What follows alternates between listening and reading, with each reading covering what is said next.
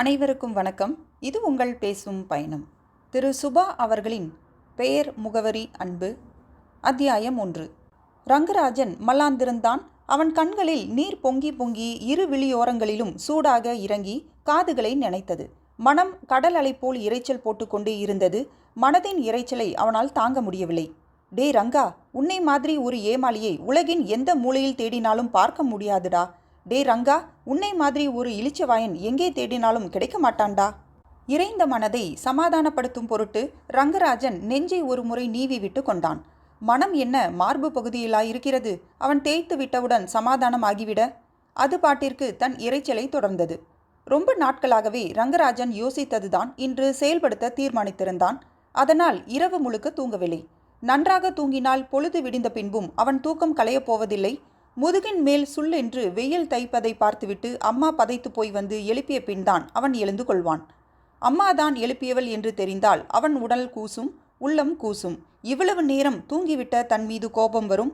மறுபடியும் ஒரு நாள் அவனுடைய கட்டுப்பாட்டிலேயே இல்லாமல் கழிந்துவிடும். ரங்கா, மாத்தூர் குத்தகைக்காரன்கிட்ட இருந்து பணம் வரல, போய் என்னன்னு விசாரிச்சுட்டு வா. அவனுக்கு உடம்பு கிடம்பு சரியில்லைனா குத்தகை பணம் அது இதுன்னு கேட்டுடாத. சமய சந்தர்ப்பம் பார்த்துக்கோ. போகிற வழியில் ஒரு டஜன் சாத்துக்குடி வாங்கிக்கோ. பழத்தை கும்பகோணத்திலேயே வாங்கிக்கோ. அங்கே விலை கொஞ்சம் குறைச்சலாம் இருக்கும். சரிம்மா. டே ரங்கா, உரம் மூட்டை தீர்ந்து போச்சாமே. அந்த வேலு வந்து சொல்லிட்டு போகிறான். நேத்தே உன்கிட்ட சொன்னானாமே, மறந்து போச்சா? முதல்ல போய் டவுன்லேருந்து அதை வாங்கிட்டு வந்துடு. சரிம்மா. டே ரங்கா, இன்னைக்கு நான் தாராசுரத்துக்கு போகணும். என்னால் உன் பின்னாடி எல்லாம் சைக்கிளில் ஏறி வர முடியாது. சின்னான வண்டி கட்ட சொல்லு. மாட்டுக்கு லாடம் கட்டணும்னு சொன்னானே, அவன் கட்டிட்டானான்னு கேளு. இல்லைன்னா முதல்ல அதை பார்க்க சொல்லு. சரிம்மா. பஞ்சாயத்து யூனியன் ஆஃபீஸ்லேருந்து பூச்சி மருந்து தெளிக்கிறவன் வரேன்னு சொன்னான். ஆளை பார்க்கவே முடியலடா ரங்கா. சைக்கிளை எடுத்துக்கிட்டு போய் ஒரு மிதிச்சு எட்டி பார்த்துட்டு என்னன்னு கேட்டுட்டு வாயேன். சரிம்மா. சாந்தாவிற்கு ரவிக்கை தைக்க கொடுத்து 1 வாரம் ஆகுதுடா. இன்னுமா அந்த ஏட்டு வீட்டு பொம்பளை ரவிக்கை தைச்சி கொண்டு வரா? என்னன்னு கேளு. அப்படியே அவளோட அத்தை பேரன் கல்யாணம் நல்லா நடந்துதான்னு விசாரிச்சுட்டு வந்துடு. நீ விதை வாங்கி போனல்ல, அதான்டா தஞ்சாவூருக்கு. அன்னைக்கு தான் கல்யாணம் நடந்துச்சு. எஸ்ஆர்ஜியில் நீ அவசரமாக வேலையா தஞ்சாவூர் கலெக்டரை பார்க்க போயிட்டேன்னு சொல்லிட்டு வந்திருக்கேன். சமயத்துக்கு ஏற்ற மாதிரி நடந்துக்கோ. அவங்க வீட்டில் டீ தான் கொடுப்பாங்க. எனக்கு எங்கள் அம்மா போடுற காஃபி தான் பிடிக்கும்னு நொல்ல சொல்லிக்கிட்டு வந்துடாத. டீயை வாங்கி குடிச்சிட்டு வந்துடு.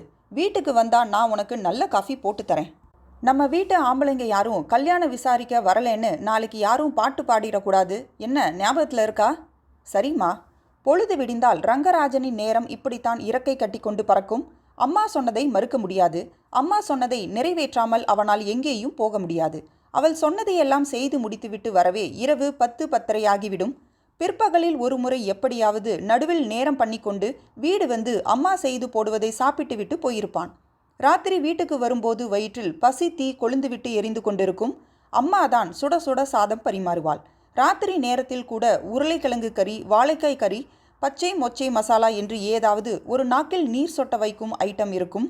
நாக்கையும் மனதையும் வயிற்றையும் திருப்தி செய்ய அளவுக்கு கொஞ்சம் அதிகமாகவே சாப்பிடுவான். கெட்டியான தயிர், மாவடு இல்லாவிட்டால் ஆவக்காய், இல்லாவிட்டால் எலுமிச்சை, நார்த்தங்காய், மோர்மிளகாய், வத்தக்குழம்பு. சாப்பிட்டு முடித்தால் எழுந்து கொள்ளக்கூட உடம்பு சிரமப்படுத்தும். முற்றத்திற்கு வந்து கை அலம்புவதற்குள் கண்கள் செருகும்.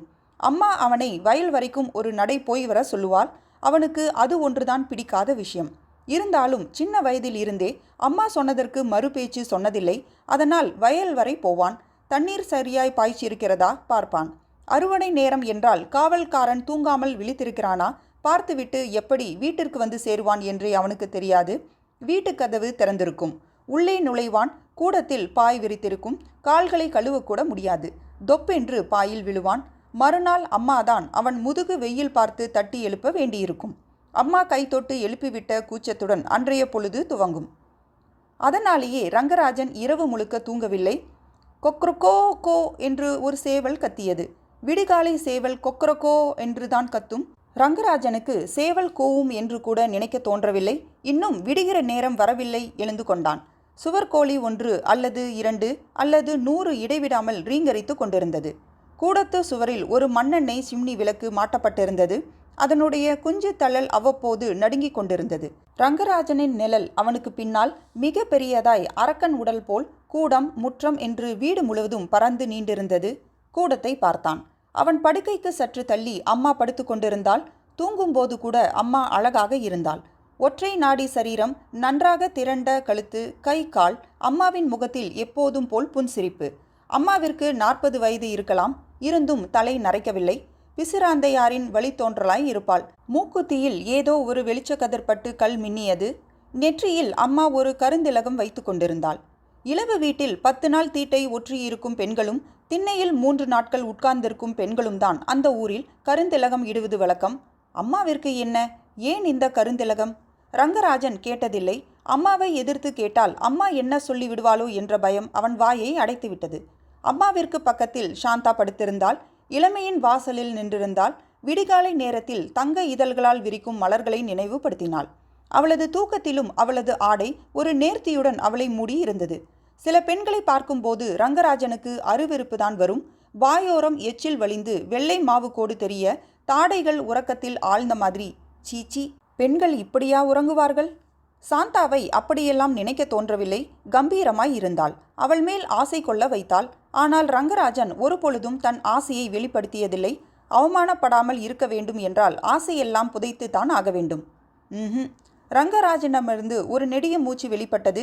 இனிமேல் அம்மாவிற்கு சாந்தா தான் துணை. அதாவது அவள் கல்யாணம் முடித்து கொண்டு போகும் வரை. அப்புறம் அம்மா அம்மா அப்படி ஒன்றும் தனியாகி விடமாட்டாள். அம்மாவை பார்த்து கொள்ள ஆள் இருக்கிறது. சாந்தாவிற்கு நல்ல பாதை அமைத்து கொடுக்க ஆள் இருக்கிறது. அந்த தைரியம்தான் அவனை வீட்டை விட்டு காலை வெளியே எடுத்து வைக்க சொல்லியிருக்கிறது. என்ன இருக்கிறது இந்த வீட்டில்? ஆணை அடித்த மாதிரி இங்கேயே இருக்க? அவன் இருக்கிறானா இல்லையா என்று கவனிக்க யார் இருக்கிறார்கள்? இந்த வீட்டில் இருந்து ஒரு உழவு மாடு போல வாழ்க்கை வாழ்வதை விடவும் எங்கேயாவது போய்விடலாம். ஏதோ ஒரு இடம், இன்னதுதான் என்று குறிப்பிட்டு சொல்வதற்கில்லை. வெளியேறுவது என்பது மட்டும்தான் தீர்மானம் ஆகியிருந்ததே ஒழிய எங்கே போவது இன்னும் முடிவாகவில்லை. விடிகாலையில் 6 மணி சுமாருக்கு கும்பகோணத்தில் ஒரு ரயில் வரும். அதில் ஏறி போய்விட வேண்டியது. பஸ் ஸ்டாண்டை விட ரயில்வே ஸ்டேஷன் தான் பக்கம். ஆற்றை கடந்து திரும்பினால் போதும் ரயில்வே ஸ்டேஷன். ரங்கராஜன் அம்மாவின் காலை தொட்டு கும்பிடலாமா என்று யோசித்தான். அப்புறம் வேண்டாம் என்று தீர்மானித்தான். ஒருவேளை அம்மா எழுந்துவிட்டால்? கதவை நெருங்கினான். வீடு பழைய வீடு. அந்த கிராமத்திற்கு அப்பா வந்து செட்டிலான போது சீதனமாய் கிடைத்த வீடு. அம்மா கொண்டு வந்ததாம். அதனால் கதவில் பழமையான நாதாங்கி. அதை நீக்கிய போது என்னதான் மெதுவாய் நீக்கினாலும் கிர்ச் என்று ஒலி எழுப்பிவிட்டது. அம்மா எழுந்துவிட்டாள். யாரு? நான்தாம்மா என்றான் ரங்கராஜன் திடுக்கிட்டு போன மனதுடன். என்னடா ரங்கா, இன்னும் விடியலையே, எங்க இந்த நேரத்தில் என்று கேட்டாள் அம்மா. ரங்கராஜனுக்கு வியர்த்து விட்டது. அத்தியாயம் 2. வெளியிலம்மா, சும்மா ஒன்றுக்கு போக என்றான் ரங்கராஜன். என்று முனகிக் கொண்டே அம்மா திரும்பி படுத்து கொண்டாள். ரங்கராஜன் வீட்டை விட்டு வெளியே இறங்கினான்.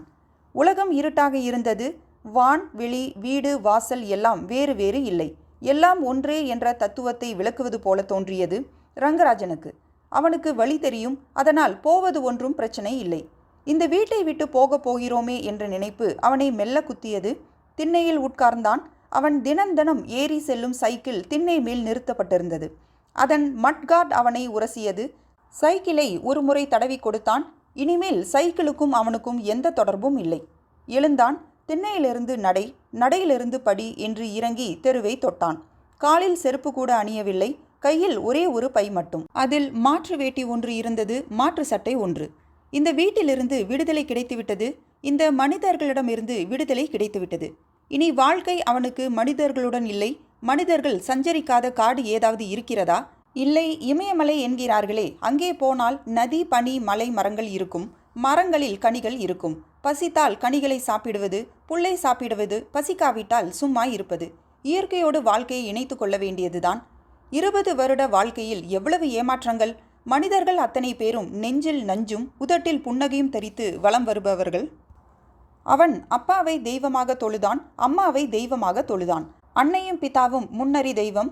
கடவுள் இருக்கிறாரா என்று அவனுக்கு தெரியாது. கடவுள் இருக்கிறாரா இல்லையா என்ற ஆராய்ச்சியில் ஈடுபடவும் அவனுக்கு மனசில்லை. கண்ணுக்கு தெரியாத கடவுள்களை தீபதூபம் காட்டி நைவேத்தியம் வைத்து கும்பிடுவதை காட்டிலும் தனக்கு உகந்தவர்களையே கடவுளாக நினைத்து கொள்வது என்று அவன் சின்ன வயசிலேயே முடிவு செய்து கொண்டான். அப்படித்தான் அப்பாவையும் அம்மாவையும் வேணு மாமாவையும் கடவுளாக ஆராதிக்க தொடங்கினான். கடவுள்களை ஏமாற்றுவார்கள் என்று அவன் கொஞ்சம் கூட எதிர்பார்க்கவில்லை. கல்லாய் இருக்கும் கடவுளிடம் சூறை தேங்காய் விடுவதாகவும் மொட்டை அடித்து கொள்வதாகவும் சொல்லி வேண்டுதல்களை விடுவித்து காத்திருந்து வேண்டுதல்கள் நிறைவேறாமல் போனால் கடவுளை யாரும் கோபித்து கொள்வதில்லை. தங்கள் முயற்சியின் மீது அவர்களுக்கு சந்தேகம் வந்துவிடும். கடவுள் மேல் நிஜமான உண்மையான 100% நம்பிக்கை கிடையாது. கடவுள் இருக்கிறாரா இல்லையா என்ற வாதமே மனிதனுக்கு வாழ்நாள் முழுக்க மனதில் நிலைத்து கொண்டே இருக்கும். அப்படி இருக்கும்போது வேண்டுதல் நிறைவேறாத போது ஒன்று தங்கள் முயற்சியில் அவர்களுக்கு சந்தேகம் வரக்கூடும், அல்லது கடவுள் என்று ஒன்று நிஜமாகவே இருக்கிறதா என்ற சந்தேகம் மனதை நெருடும். ஆனால் ரங்கராஜனை பொறுத்தவரைக்கும் கடவுள்கள் இல்லை. கண்ணுக்கு தெரியாத, அவனால் உணர முடியாத எதையும் அவன் கடவுள் என்று ஒப்புக்கொள்ள தயாராக இல்லை. அதனால் அவன் மனிதர்களை கடவுளாக்கினான். அவன் கடவுளாய் நம்பிய மனிதர்களே அவனை ஏமாற்றி விடுவதென்றால் அதுதான் அவனால் தாங்கிக் கொள்ள முடியவில்லை. இருட்டிலேயே தடவி தடவி ரங்கராஜன் தெருமுனைக்கு வந்துவிட்டான். ரயில்வே ஸ்டேஷன் ஆற்றுக்கு அப்பால் இருந்தது. இருந்தாலும் இந்த நேரத்தில் ரயிலின் பாங் என்ற ஹாரன் ஒலி கேட்டது. ரயில் பெட்டிகளின் தடக் தடக் கேட்டது. கூட்ஸ் வண்டியாய் இருக்கும். அதனால்தான் இவ்வளவு நீளமான ஹாரனும் இவ்வளவு நீளமான தடதடப்பும். காற்று சில்லென்று இருந்தது.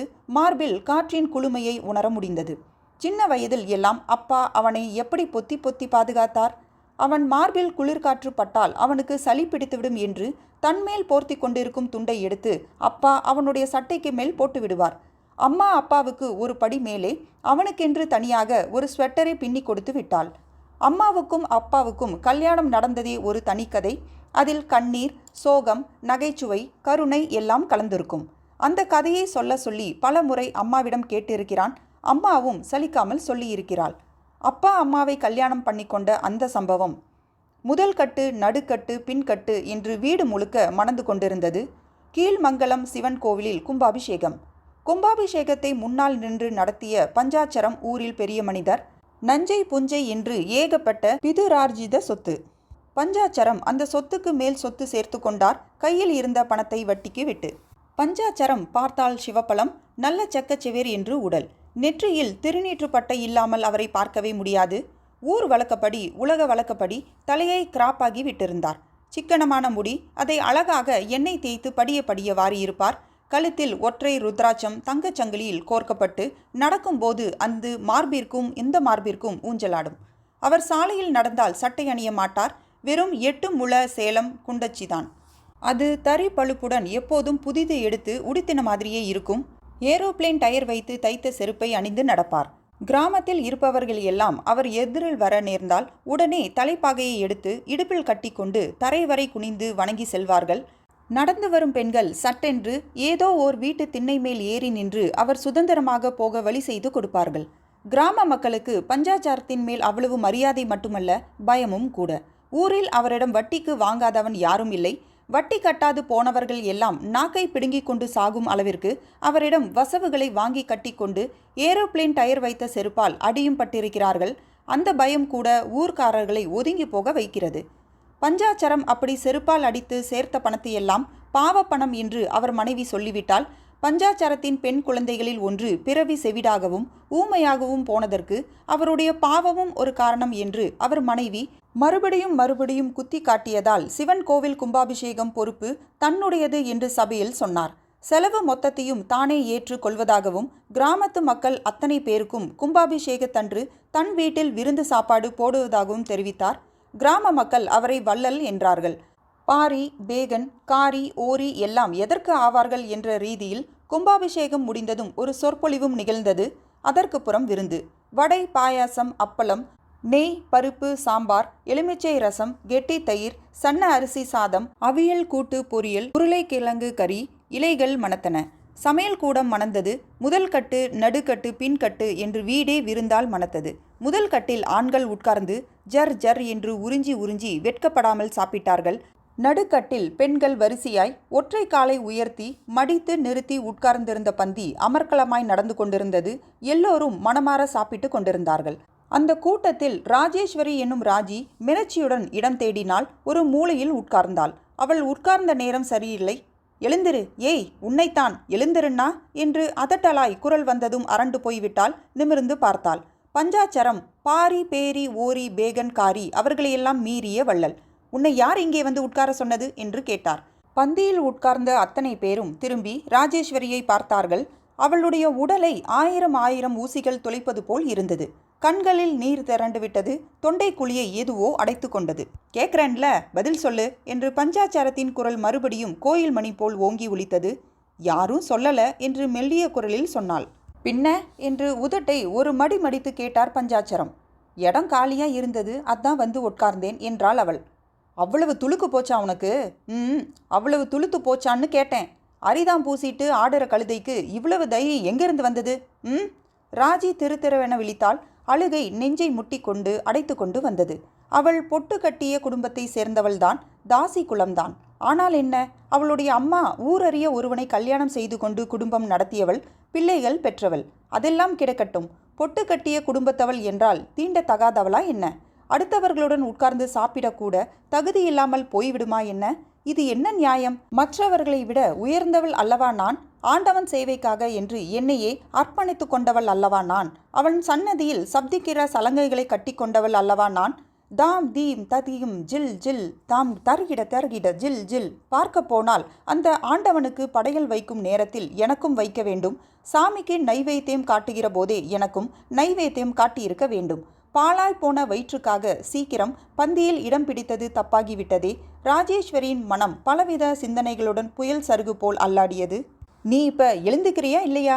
பஞ்சாட்சரம் விடுவதா இல்லை? அம்மா பின்னால் அந்த கதையை அவனுக்கு சொல்லும் போதெல்லாம் பஞ்சாட்சரம் போலவே உரிமை காட்டுவாள், அதட்டுவாள், கீழ் உதட்டை மடித்து காட்டுவாள், மிரட்டி காட்டுவாள். ரங்கராஜனுக்கு சிரிப்பு சிரிப்பாய் வரும். அந்த பஞ்சாச்சாரத்தை எப்போதாவது பார்க்க நேர்ந்தால் அவர் முகத்தில் எருமை சாணியை எடுத்து வீச வேண்டும் என்று நினைத்து கொள்வான். இன்று வரை ரங்கராஜனின் கை எருமை சாணியத்தில் முங்கவே இல்லை. ரங்கராஜன் ஒரு புன்னகையை உதட்டில் பரவ விட்டு கொண்டு நடந்தான். நடுக்கட்டின் சலசலப்பு முன்கட்டையும் தொற்றிக்கொண்டது.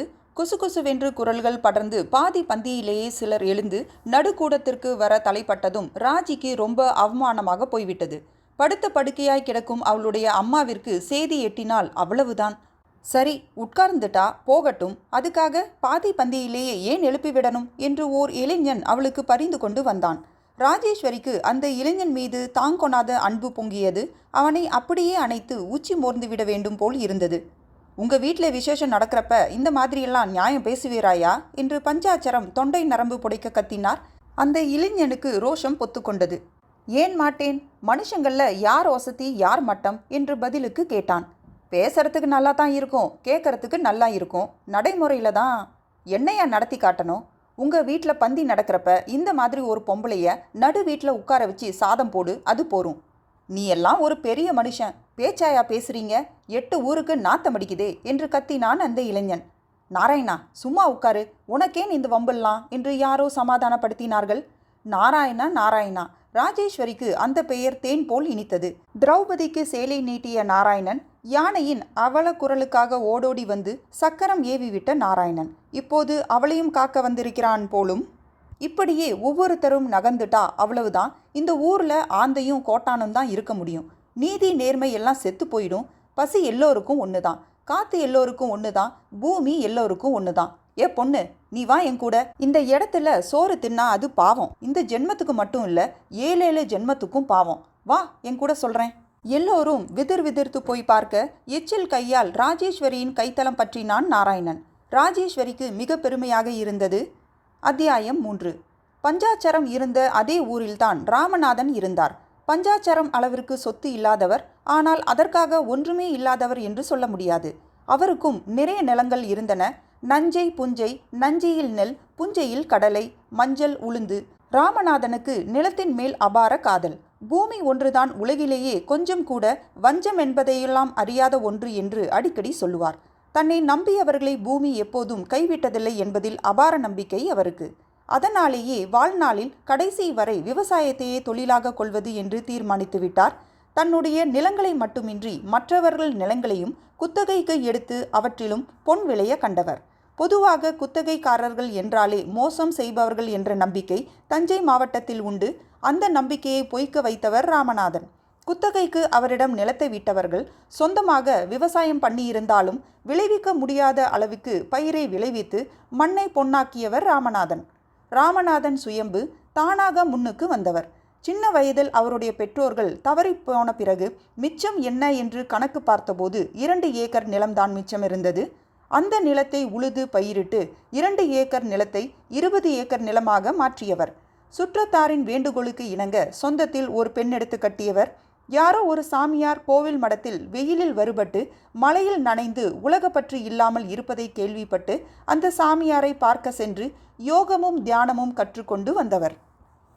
யோகம் தியானம் காரணமாகத்தான் அவருக்கு கல்யாணமாகி நெடு நாட்கள் வரை குழந்தை பிறக்கவில்லை என்று மற்றவர்கள் சொல்வார்கள். ராமநாதன் சிரித்து கொள்வார். தன் முன்பிறப்பு கர்ம பயன் என்ன என்று தெரியாமல் குழந்தை பிறக்காததற்கு யோகத்தையும் தியானத்தையும் குறை சொல்வது எவ்வளவு முட்டாள்தனம் என்று அந்த சிரிப்பிற்கு பொருள். குழந்தை பிறந்தால் நல்லது, பிறக்காவிட்டால் ரொம்ப நல்லது என்று தன்னை தானே தேற்றிக்கொண்டு ஓர் ஒழுக்கமான வாழ்க்கையை நடத்தியவர். சின்ன வயதிலேயே பெற்றோரை இழந்துவிட்டதால் சின்ன வயது அனாதைகள் யாரை கண்டாலும் அவர் மனம் நெகிழ்ந்துவிடும்.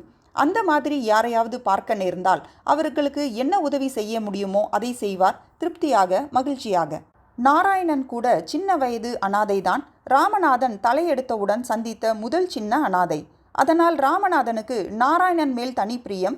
நாராயணனை டவுனுக்கு அனுப்பி படிக்க வைத்தார். படிப்பு முடியும் தருவாயில் நாராயணன் செழிப்பான இளைஞனாகி விட்டான். கண்ணெதிரே கதிர் வளர்ந்து அறுவடைக்கு தலை சாய்த்து நிற்பது போல ராமநாதன் குத்தகைக்கு நிலங்களை எல்லாம் எடுத்துக்கொண்ட நேரம் நாராயணனை தன் கீழேயே வேலைக்கு வைத்து கொண்டார். கணக்கு வழக்குகள் எல்லாம் நாராயணன்தான். நாராயணனுக்கும் ராமநாதன் மேல் மரியாதை என்றால் அப்படி ஒரு மரியாதை, மதிப்பு, கூடவே பக்தியும். ராமநாதன் ஒன்று சொன்னார் என்றால் நாராயணன் எதிர்த்து பேசவே மாட்டான், எதிர்வார்த்தை தொடுக்க மாட்டான். ராமநாதன் கிணற்றில் குதி என்றால் நாராயணன் கிணற்றில் குதித்து விடுவான். ராஜேஸ்வரியை இழுத்துக்கொண்டு நாராயணன் அவர் முன்னாலேயே தான் போய் நின்றான். அவன் போய் சேர்ந்தபோது ராமநாதன் தியானத்திலிருந்து வெளியே வந்திருந்தார். விடாத யோக பயிற்சியும் தியான பயிற்சியும் அவர் உடலுக்கு ஒரு பொன்னிற மினுமினுப்பை கொண்டு வந்திருந்தன. ஒட்டிய வயிறு, ஒல்லியான உடல்வாகு, நல்ல உயரம். ஒரு வேட்டியும் ஜிப்பாவும் தரித்து கொண்டு தியான அறையில் இருந்து வெளியே வந்த ராமநாதன் முகத்தில் ஒரு தனிக்கலை தெரிந்தது. நிலம் பார்த்து வந்தவர் நிலத்தில் 2 கொலுசு கால்களும் 2 ஆண் கால்களும் சேர்ந்து வந்து தயங்கி தயங்கி நிற்பதை பார்த்தார். நிமிர்ந்தார். பார்வையின் கூர்மை தாங்காமல் நாராயணன் தலையை குனிந்து கொண்டான். அங்கே பஞ்சாச்சரம் வீட்டில் காட்டிய தைரியம் எல்லாம் வழியிலேயே வழிந்து நழுவி ஓடிவிட்ட மாதிரி நடுநடுங்கி நின்றான். ஆனால் அவன் எச்சில் கை மட்டும் இன்னும் ராஜியின் கரத்தை இறுக்கமாக பற்றியிருந்தது. ராமநாதன் அவன் முகம் பார்த்தார். புருவங்கள் உயர்ந்தன. பார்வை நாராயணன் முகத்தில் இருந்து ராஜேஸ்வரியின் முகத்திற்கு சென்று மறுபடியும் நாராயணன் முகத்திற்கு வந்தது. இன்னொரு முறை ராஜேஸ்வரியின் முகத்திற்கு சென்று தயங்கி நின்று மறுபடியும் நாராயணன் முகத்திற்கு வந்து நிலைத்தது. என்ன நாராயணா என்றார் அமைதியான ஆழமான குரல். அண்ணா என்றான் நாராயணன். அவன் குரல் நடுங்கியது. சொல்லுப்பா, பஞ்சாச்சரம் வீட்டில் விருந்து தெரியுமே, நல்லா நடந்ததா? இல்லை. ஏன், என்ன ஆச்சு? இந்த பெண்ணை எழுப்பி விட்டுட்டாங்கண்ணா. பந்தியில் உட்கார்ந்தவளை எழுப்புறது எந்த ஊர் நியாயம் அண்ணா? ஏன் எழுப்பினாங்க? நாராயணன் தயங்கினான். ராஜேஸ்வரி பொட்டு கட்டின குடும்பத்தை சேர்ந்தவள் என்று சொன்னால் ராமநாதனின் மறுசெயல் என்னவாக இருக்கும் என்று தெரியவில்லை. எதிர்ப்பாரா, இல்லை பஞ்சாச்சரம் மாதிரி நியாயம் பேசுவாரா? சொல்லேன். இந்த பொண்ணு பொட்டு கட்டின குடும்பத்தை சேர்ந்தவளாம். ராமநாதன் சற்று நேரம் ராஜேஸ்வரியை பார்த்து கொண்டிருந்தார். அவர் பார்வையில் கருணைதான் பொங்கி வழிந்தது. ராஜேஸ்வரிக்கு அப்படித்தான் தோன்றியது.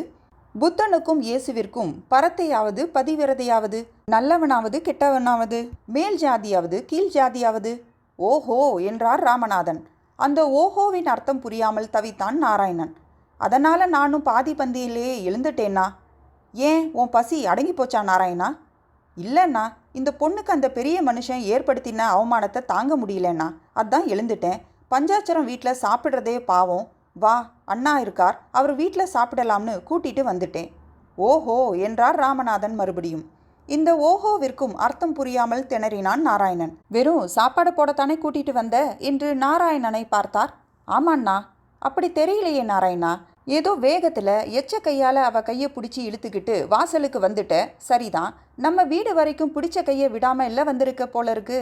அண்ணா என்று உதறினான் நாராயணன். ஊர் ஜனம் மொத்தமும் பார்த்துருக்குமே. ஆமாண்ணா, தப்பு பண்ணிட்டேனா? என்ன தப்பு? ஒரு தப்பும் இல்லை. இந்த பொண்ணை உனக்கு பிடிச்சிருக்கா? அண்ணா, பிடிச்சிருக்கு. இல்லை, மட்டைக்கு 2 கீத்துங்கிற மாதிரி பதில் வேணும் எனக்கு. ஆமாம் சொல்லிட்டேன். பிடிச்சிருக்குண்ணா. பின்ன என்னடா என் சிங்கக்குட்டி, சும்மா நம்ம வீட்டில் ஒரு வாய் சாப்பிட்டு போகிறதோட நிறுத்திக்க போறியா? ஞான சூனியம். அவளை ஏற்றுக்கோ, ஏன் உனக்கு சமமா? அண்ணா, பிடிக்கலையா நாராயணா? ரொம்ப பிடிச்சிருக்குண்ணா. ஏம்மா பொண்ணு, உன் பேர் என்ன? ராஜேஸ்வரி. எங்கள் நாராயணனை கட்டிக்க இஷ்டமா? சும்மா கொட்டினா பத்தாது. ரொம்ப பிடிச்சிருக்கு. ஷபாஷ், அப்படி போடு. நாராயணா, அப்புறம் என்ன? மேளத்தை கொட்ட சொல்லிவிடலாம். சும்மா ரதி மாதிரி பொண்ணு. சும்மா வரதா நினச்சிக்காத. எங்கள் அப்பா எனக்கு விட்டுட்டு போனார் பார், 2 ஏக்கரா. அந்த நிலத்தையும் இவ பேரில் சாசனம் பண்ணுறேன். சீதனமாக வச்சுக்கோ. நிலம் இங்கே இல்லை, அண்ணல் அக்ரஹாரம் தாண்டி பாவூரில் இருக்குது. தெரியும் இல்லையா? அங்கே எங்கள் வீடும் சும்மா தான் இருக்குது. குடித்தனத்தை அங்கே வை, விவசாயம் பண்ணு, அமோகமாக இரு. நாராயணனின் கை கால்கள் எல்லாம் நடுங்கின. ஆனந்தத்தால் மனம் பந்தாய் துள்ளியது. அழகு பெட்டகம், அப்பாவி குழந்தை, மிரண்ட மான் அவனுக்கு என்று சாசனமாய் போகிற ஆனந்தம். அண்ணா என்றான் நான் தழுதழுக்க. என்னடா என்றார் ராமநாதன். நான் உங்களை விட்டுட்டு அங்கே போய் எப்படி இருப்பேன்? படவா, 4 நாளில் உனக்கு இந்த மாதிரி ஒரு அண்ணா இருந்தாங்கிறதையே மறந்துடுவ. பார்த்த மாத்திரத்திலேயே சொக்குப்பிடி போட்டு தன் கையை பிடிக்க வச்சாலே, என்ன மறக்கடிக்கிற சாமர்த்தியம் மட்டும் இவளுக்கு இருக்காதுன்னு நினச்சிட்டியா? உங்கள் கணக்கு வழக்கெல்லாம் பெரிய கணக்கு வழக்கு. நீ தான் சூரப்புலி. உன்னை விட்டால் எனக்கு வேற ஆள் அம்பு எதுவும் கிடைக்காது பாரு. போடா. அம்மா ராஜி, போ, உன் புருஷனோட அழகா குடுத்தன நடத்து. சீக்கிரம் ஒரு குழந்தைய பெற்றுக்கொடு. நான் வந்து கொஞ்சனும் குழந்தைய. ராஜேஸ்வரி நாணி கொண்டு நின்றாள். விழு கால்ல விழுண்ணா என்று அவளையும் கீழ் விழுந்து வணங்க சொல்லிவிட்டு நாராயணனும் நெடுஞ்சான் கிடையாய் ராமநாதன் காலில் விழுந்து வணங்கினான். கெட்டி மேளம் கொட்டியது. அத்தியாயம் 4. அடுத்த வருடமே ரங்கராஜன் பிறந்து விட்டான். 5 வருடங்கள் ரங்கராஜனின் வாழ்க்கையில் எப்படி கழிந்ததென்று அவனுக்கு தெரியாது, ஞாபகமில்லை. என்னவோ பூசி மெழுகிய மாதிரி சில நினைவுகள் மட்டும் வானில் அவ்வப்போது ஒளிரும் மின்னல் போல் தலை காட்டிவிட்டு போகும். வயல் வேலை, குத்தகை வேலையெல்லாம் முடிந்துவிட்டு அப்பா வீட்டிற்கு வரும் நேரம் அவன் தூங்கிக் கொண்டிருப்பான். நன்றாக அயர்ந்து தூங்குகிற மாதிரி தான் இருக்கும். இவன் எழுந்துவிடக் கூடாதென்று அப்பாவும் செருப்பு தேயும் சத்தம் கூட கேட்காத மாதிரி மெல்ல வீட்டுக்குள் நுழைவார். ஆனால் அப்பாவின் ஏதாவது ஒரு சிறு அசைவு, காலில் தண்ணீரை விட்டு மெல்ல அலம்பும் சத்தம், துண்டால் முகம் துடைக்கும் சரசரப்பு, ஏதாவது ஒன்று போதும் அவன் எழுந்து உட்கார்ந்து கொள்வான். அப்பா சாப்பிடும்போது அவனும் குண்டு தொப்பையை முன்னால் தள்ளிக்கொண்டு பிள்ளையார் போல் உட்கார்ந்து கொண்டு பருக்கையாய் பொறுக்கி சாப்பிடுவது நினைவுக்கு வரும். 3வது வீட்டு மோகன் அவன் பம்பரத்து ஆணியை பம்பரத்துக்குள்ளேயே குத்திவிட்டு புதைத்தது நினைவுக்கு வரும். திறந்த கிணறு இருக்கும் தோட்டத்திற்கு போய் கொடுக்கா புள்ளி அடித்தது நினைவுக்கு வரும். தேர்தலுக்கு ஓட்டு போட அம்மாவோடு கருப்பான பிளஷர் காரில் கும்பகோணம் போனது நினைவுக்கு வரும். அப்பா அம்மாவை கோபத்துடன் முதுகில் அடித்த அடி நினைவுக்கு வரும். அப்பா அடித்தாரா என்ன? அதுவும் அம்மாவையா? அதுவும் விரும்பி கல்யாணம் பண்ணி கொண்டவளையா? ரங்கராஜனுக்கு மனதில் பதிந்த அந்த காட்சி தப்பு என்று தோன்றும். யாரோ யாரையோ அடித்ததை போய் ஒருவேளை அப்பா அம்மாவை அடித்ததாய் மனது நம்புகிறதோ என்று தோன்றும். 5 வருடம் வரைக்கும் அவனுடைய வாழ்க்கை பக்கங்களில் நடந்ததில் அவன் மனதில் பதிந்தது இவ்வளவுதான். மற்றபடி மகிழ்ச்சிதான். 5 வருடத்திற்கு மேல் வாழ்க்கை ரொம்ப மகிழ்ச்சியாகத்தான் இருந்தது. அண்ணாவுக்கு பெண் குழந்தை பிறந்திருக்காம் ராஜி என்று அப்பா சின்ன குழந்தை போல் குதித்து வந்து சொன்னதும், அப்பாடா, இவ்வளவு நாள் கழிச்சாவது கடவுளுக்கு மனசு வந்ததே என்று அம்மா அப்பாவின் மகிழ்ச்சியில் பங்கு கொண்டதும் ரங்கராஜனுக்கு நன்றாக ஞாபகத்தில் இருக்கிறது. ராமநாதனுக்கு மிக தாமதமாக ஒரு பெண் குழந்தை பிறந்திருக்கிறது. அதெல்லாம் சரி, ராமநாதன் ராஜியிடம் சொல்லி அனுப்பியதென்ன? சீக்கிரம் ஒரு குழந்தையை பெற்றுக்கொடு, நான் வந்து கொஞ்ச வேண்டும் என்றுதானே. அம்மாவும் ரங்கராஜனை மறு வருடமே பெற்றுவிட்டாளே. ஆனால் ராமநாதன் வந்து அவனை தூக்கி கொஞ்சிய மாதிரி நினைவில் பதியவே இல்லையே. ராமநாதன் ஏன் வரவில்லை? அம்மா ராமநாதனை பற்றி சொல்லும் போதெல்லாம் ரங்காவை அவர் எடுத்து கொஞ்ச வேண்டும் என்பதற்காகவே சீக்கிரம் பெற்றுக்கொண்டதாய் சொல்லுவாள். அப்படி அவசரப்பட்டு பெற்ற அழகான குழந்தையை ஏன் அந்த ராமநாதன் வந்து கொஞ்சவில்லை? ரங்கராஜனுக்கு அந்த கேள்வி ரொம்ப நாட்களுக்கு இருந்தது. விடை என்ன என்று தெரியாமலேயே, தெரிவிக்கப்படாமலேயே அந்த கேள்வி அவனுள் இருந்தது. அம்மா ராமநாதனுக்கு குழந்தை பிறந்ததை தெரு முழுக்க கேசரி பண்ணி விநியோகித்து கொண்டாடினாள். ஆனால் வீட்டை விட்டு போய் அந்த குழந்தையை பார்த்துவிட்டு வரவில்லை. இன்னொரு தடவை அப்பா, ராஜி அண்ணி போயிட்டாங்களாம் என்று அலறிக்கொண்டே வந்தார். அம்மா மௌனமாக கண்ணீர் உகுத்தாள். அப்போதும் வீட்டை விட்டு ராமநாதனை துக்கம் விசாரிக்க போகவில்லை, அப்பாதான் போய் வந்தார். ரங்கராஜன் வாழ்க்கையை ஒவ்வொரு கணமாக வாழ்ந்து கொண்டிருந்தான். அப்பா பாசத்தை ரசித்தான், அம்மாவின் அன்பை அனுபவித்தான். அம்மா தனியாகத்தான் தெரிந்தால் எல்லாவற்றிலும். ஊருக்குள் இருந்தவர்களுக்கு அம்மா ஒரு புதிராய்த்தான் இருந்தால். ஆற்றில் தண்ணீர் எடுக்க அம்மா போவது எப்போது என்று யாரும் கவனித்திருக்க முடியாது. சாயங்காலத்தில் திண்ணைக்கு திண்ணை கூடி அவளை மெல்லுகிற கூட்டத்தில் அம்மாவை யாரும் பார்த்திருக்க முடியாது. கடை கண்ணிக்கு சாமான் வாங்க போவதை கூட யாரும் கண்டிருக்க முடியாது. ஊருக்கு அப்பாவை தெரியும், அவனை தெரியும். அம்மாவின் செல்லத்தம்பி வேணு மாமாவை தெரியும். மற்றபடி அவள் தனிதான். இடுப்பிலிருந்து கால் உருண்டு திரண்டு ஒரே சீராய் இறங்கும். கெண்டை காலில் ஜோராய் சதை போட்டிருப்பது இழுத்து கட்டி இருக்கும் புடவை மீறி தெரியும். அம்மா எப்போதாவது நினைத்து கொண்ட மாதிரி கால்களில் சலங்கை கட்டாமல் பூமி அதிராமல் ஆடுவாள். காலில் சக்கரம் கட்டியிருக்கிறது போல் இருக்கும். ரங்கராஜன் அம்மாவின் ஆட்டத்தில் அப்படியே கிறங்கி போவான். மெய் மறந்து போய் கண் மூடாமல் பார்ப்பான். அம்மா சிரிப்பாள், அழுவாள், விம்முவாள், புலகாகிதம் கொள்வாள், புருவங்களை தனித்தனியே உயர்த்துவாள், இடுப்பை வளைப்பாள், கண்களை அகலமாய் விரிப்பாள். அப்பாவின் செருப்பு சத்தம் கேட்டதும் அடங்கி போவாள். அம்மா இன்னும் கொஞ்ச நேரம் தகச்சக தகச்சக என்று ஆடமாட்டாளா என தோன்றும் ரங்கராஜனுக்கு. இன்னும் கொஞ்சம் ஆடியம்மா என்பான். அப்பா திட்டுவார்டா, வேண்டாம் என்று அம்மா மறுத்து விடுவாள். அப்பா ஒருபோதும் அம்மாவை திட்டி பார்த்ததே இல்லை. அப்பாவும் அம்மாவும் ராமகிருஷ்ணரும் சாரதா தேவியும் போலதான் இருப்பார்கள். இல்லாவிட்டால் ராமரும் சீதையும் என்று சொல்லலாமா? ரங்கராஜனுக்கு அப்புறம் வீட்டில் இன்னொரு குழந்தை தவளவில்லை. ரங்கராஜனுக்கும் அந்த ஏக்கமெல்லாம் இல்லை.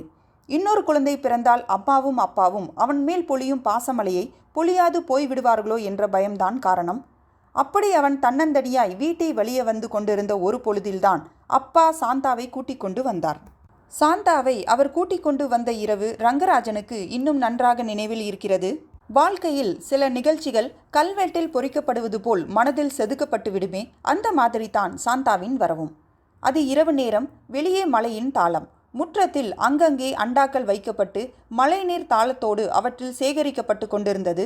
அம்மா சாதத்தில் தண்ணீரை ஊற்றிவிட்டு சமையல் கட்டிலிருந்து வெளியே வந்தாள். அப்பாவை இவ்வளவு நேரமாக காணலையடா ரங்கா. பஸ் கிடைக்கலையா? பஸ் இல்லைனா எப்படி வருவாரு? லாரி பிடிச்சு வருவாரா? இல்லை இளவு வீட்டிலே இருந்துட்டாரா?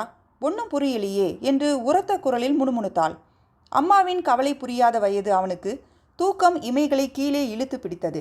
இமைகளை பீய்த்து பீய்த்து கன்னங்களை திறக்க முயன்று கொண்டிருந்தான். மடியில் திறந்திருந்த புத்தகத்தில் கவனம் இல்லை. மனம் அதில் பதியவே இல்லை. என்னடா தலையை சாய்ச்சி சாய்ச்சி விழுது? ஒன்று படி, இல்லைன்னா போய் தூங்கேன் என்று அம்மா சொல்லி கொண்டிருந்த போது வெளிக்கதவு தடதடவென இடிப்பட்டது. அம்மா ஓடிப்போய் நாதாங்கியை இழுத்து விட்டால் அப்போதும் ஒரு க்ரீச் என்று ஓசையிட்டது. அப்பாதான், தனியாக இல்லை, கூட யாரோ ஒரு சிறுமி. தூக்க கலக்கத்தில் தள்ளாடி கொண்டிருந்தாள். மழையில் நனைந்து நடுங்கிக் கொண்டிருந்தாள். என்ன இவ்வளவு லேட்டு என்று அம்மா வாசலிலேயே கேட்டாள். எல்லாம் விவரமாக சொல்கிறேன், முதல்ல கொஞ்சம் தண்ணி கொண்டு வா. சுடு தண்ணி போட்டிருக்கல்ல என்று கேட்டார் அப்பா. இருக்கு, அடுப்பு கூட இன்னும் அணைக்காம தான் வச்சுருக்கேன். சீக்கிரம் கொண்டு வாயேன், பாவம் குழந்தை தூக்கத்தில் தள்ளாடிட்டு இருக்கு. வாசலிலேயே தலையில் சுடுநீரை ஊற்றிக்கொண்டு அந்த சிறுமிக்கும் ஊற்றிவிட்டு அப்பா வீட்டிற்குள் நுழைந்தார். சாதம் இருக்கா என்று கேட்டார். அடடா, இப்போ தான் தண்ணி ஊற்றினேன். பரவாயில்ல, தட்டில் பிழிஞ்சு எடுத்து போட்டு இந்த குழந்தைக்கு கொடுமா. காலையிலிருந்து ஒன்றுமே இல்லை அதுக்கு. அம்மாவுக்கு மனது அடித்து கொண்டது.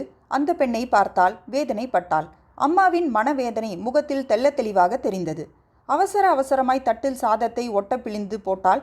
எடுத்து வைத்திருந்த தயிரை ஏடோடு சாய்த்தாள். நீர் மாவடுவை எடுத்து வைத்து சாப்பிடுகண்ணு என்றாள்.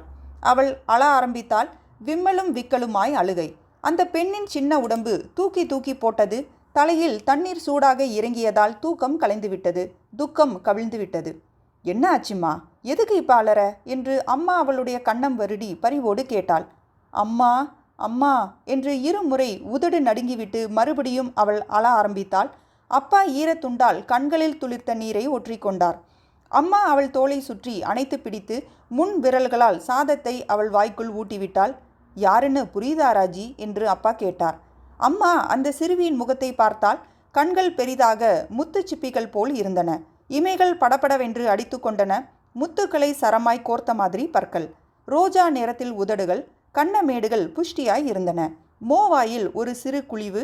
சாதம் வென்றபோது சின்ன உதடுகள் துடித்ததும் குழியிலுள்ள மோவாய் மேலும் கீழும் அசைந்ததும் அவ்வளவு அழகு. கண்ணேறி பட்டுவிடும் போல் இருந்தது. அம்மா ஒரு முறை இரு உள்ளங்கைகளையும் மடக்கி ஒரு முத்திரையாய் பண்ணி அவளுடைய இரு நெற்றி பொட்டிலும் வைத்து எடுத்து நெட்டி முறித்தாள். உதட்டில் 4 விரல்களை குவித்து வைத்து பிச் என்று சத்தத்துடன் முத்தமிட்டாள். தெரியலையே என்றாள். அண்ணாவோட பொண்ணு என்றார் அப்பா சுருக்கமாக. அம்மா திடுக்கிட்டு நிமிர்ந்து அவரை பார்த்தாள்.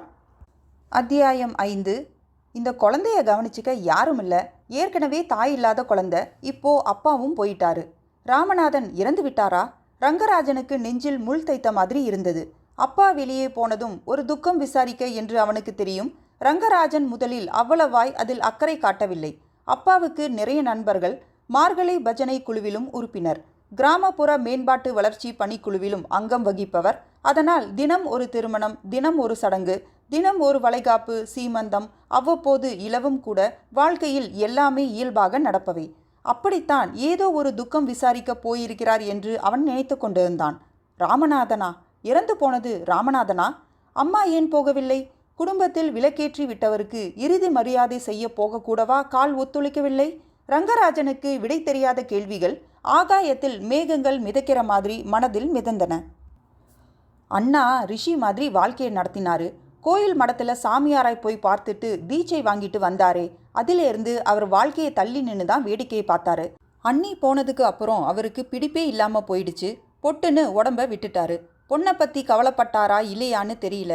மரம் வச்சவன் தண்ணி விடுவான்னு நினைச்சாரோ என்னவோ. யார் மரம் வச்சது? அதுதான் கேள்வி. பதில் இல்லாத கேள்வி.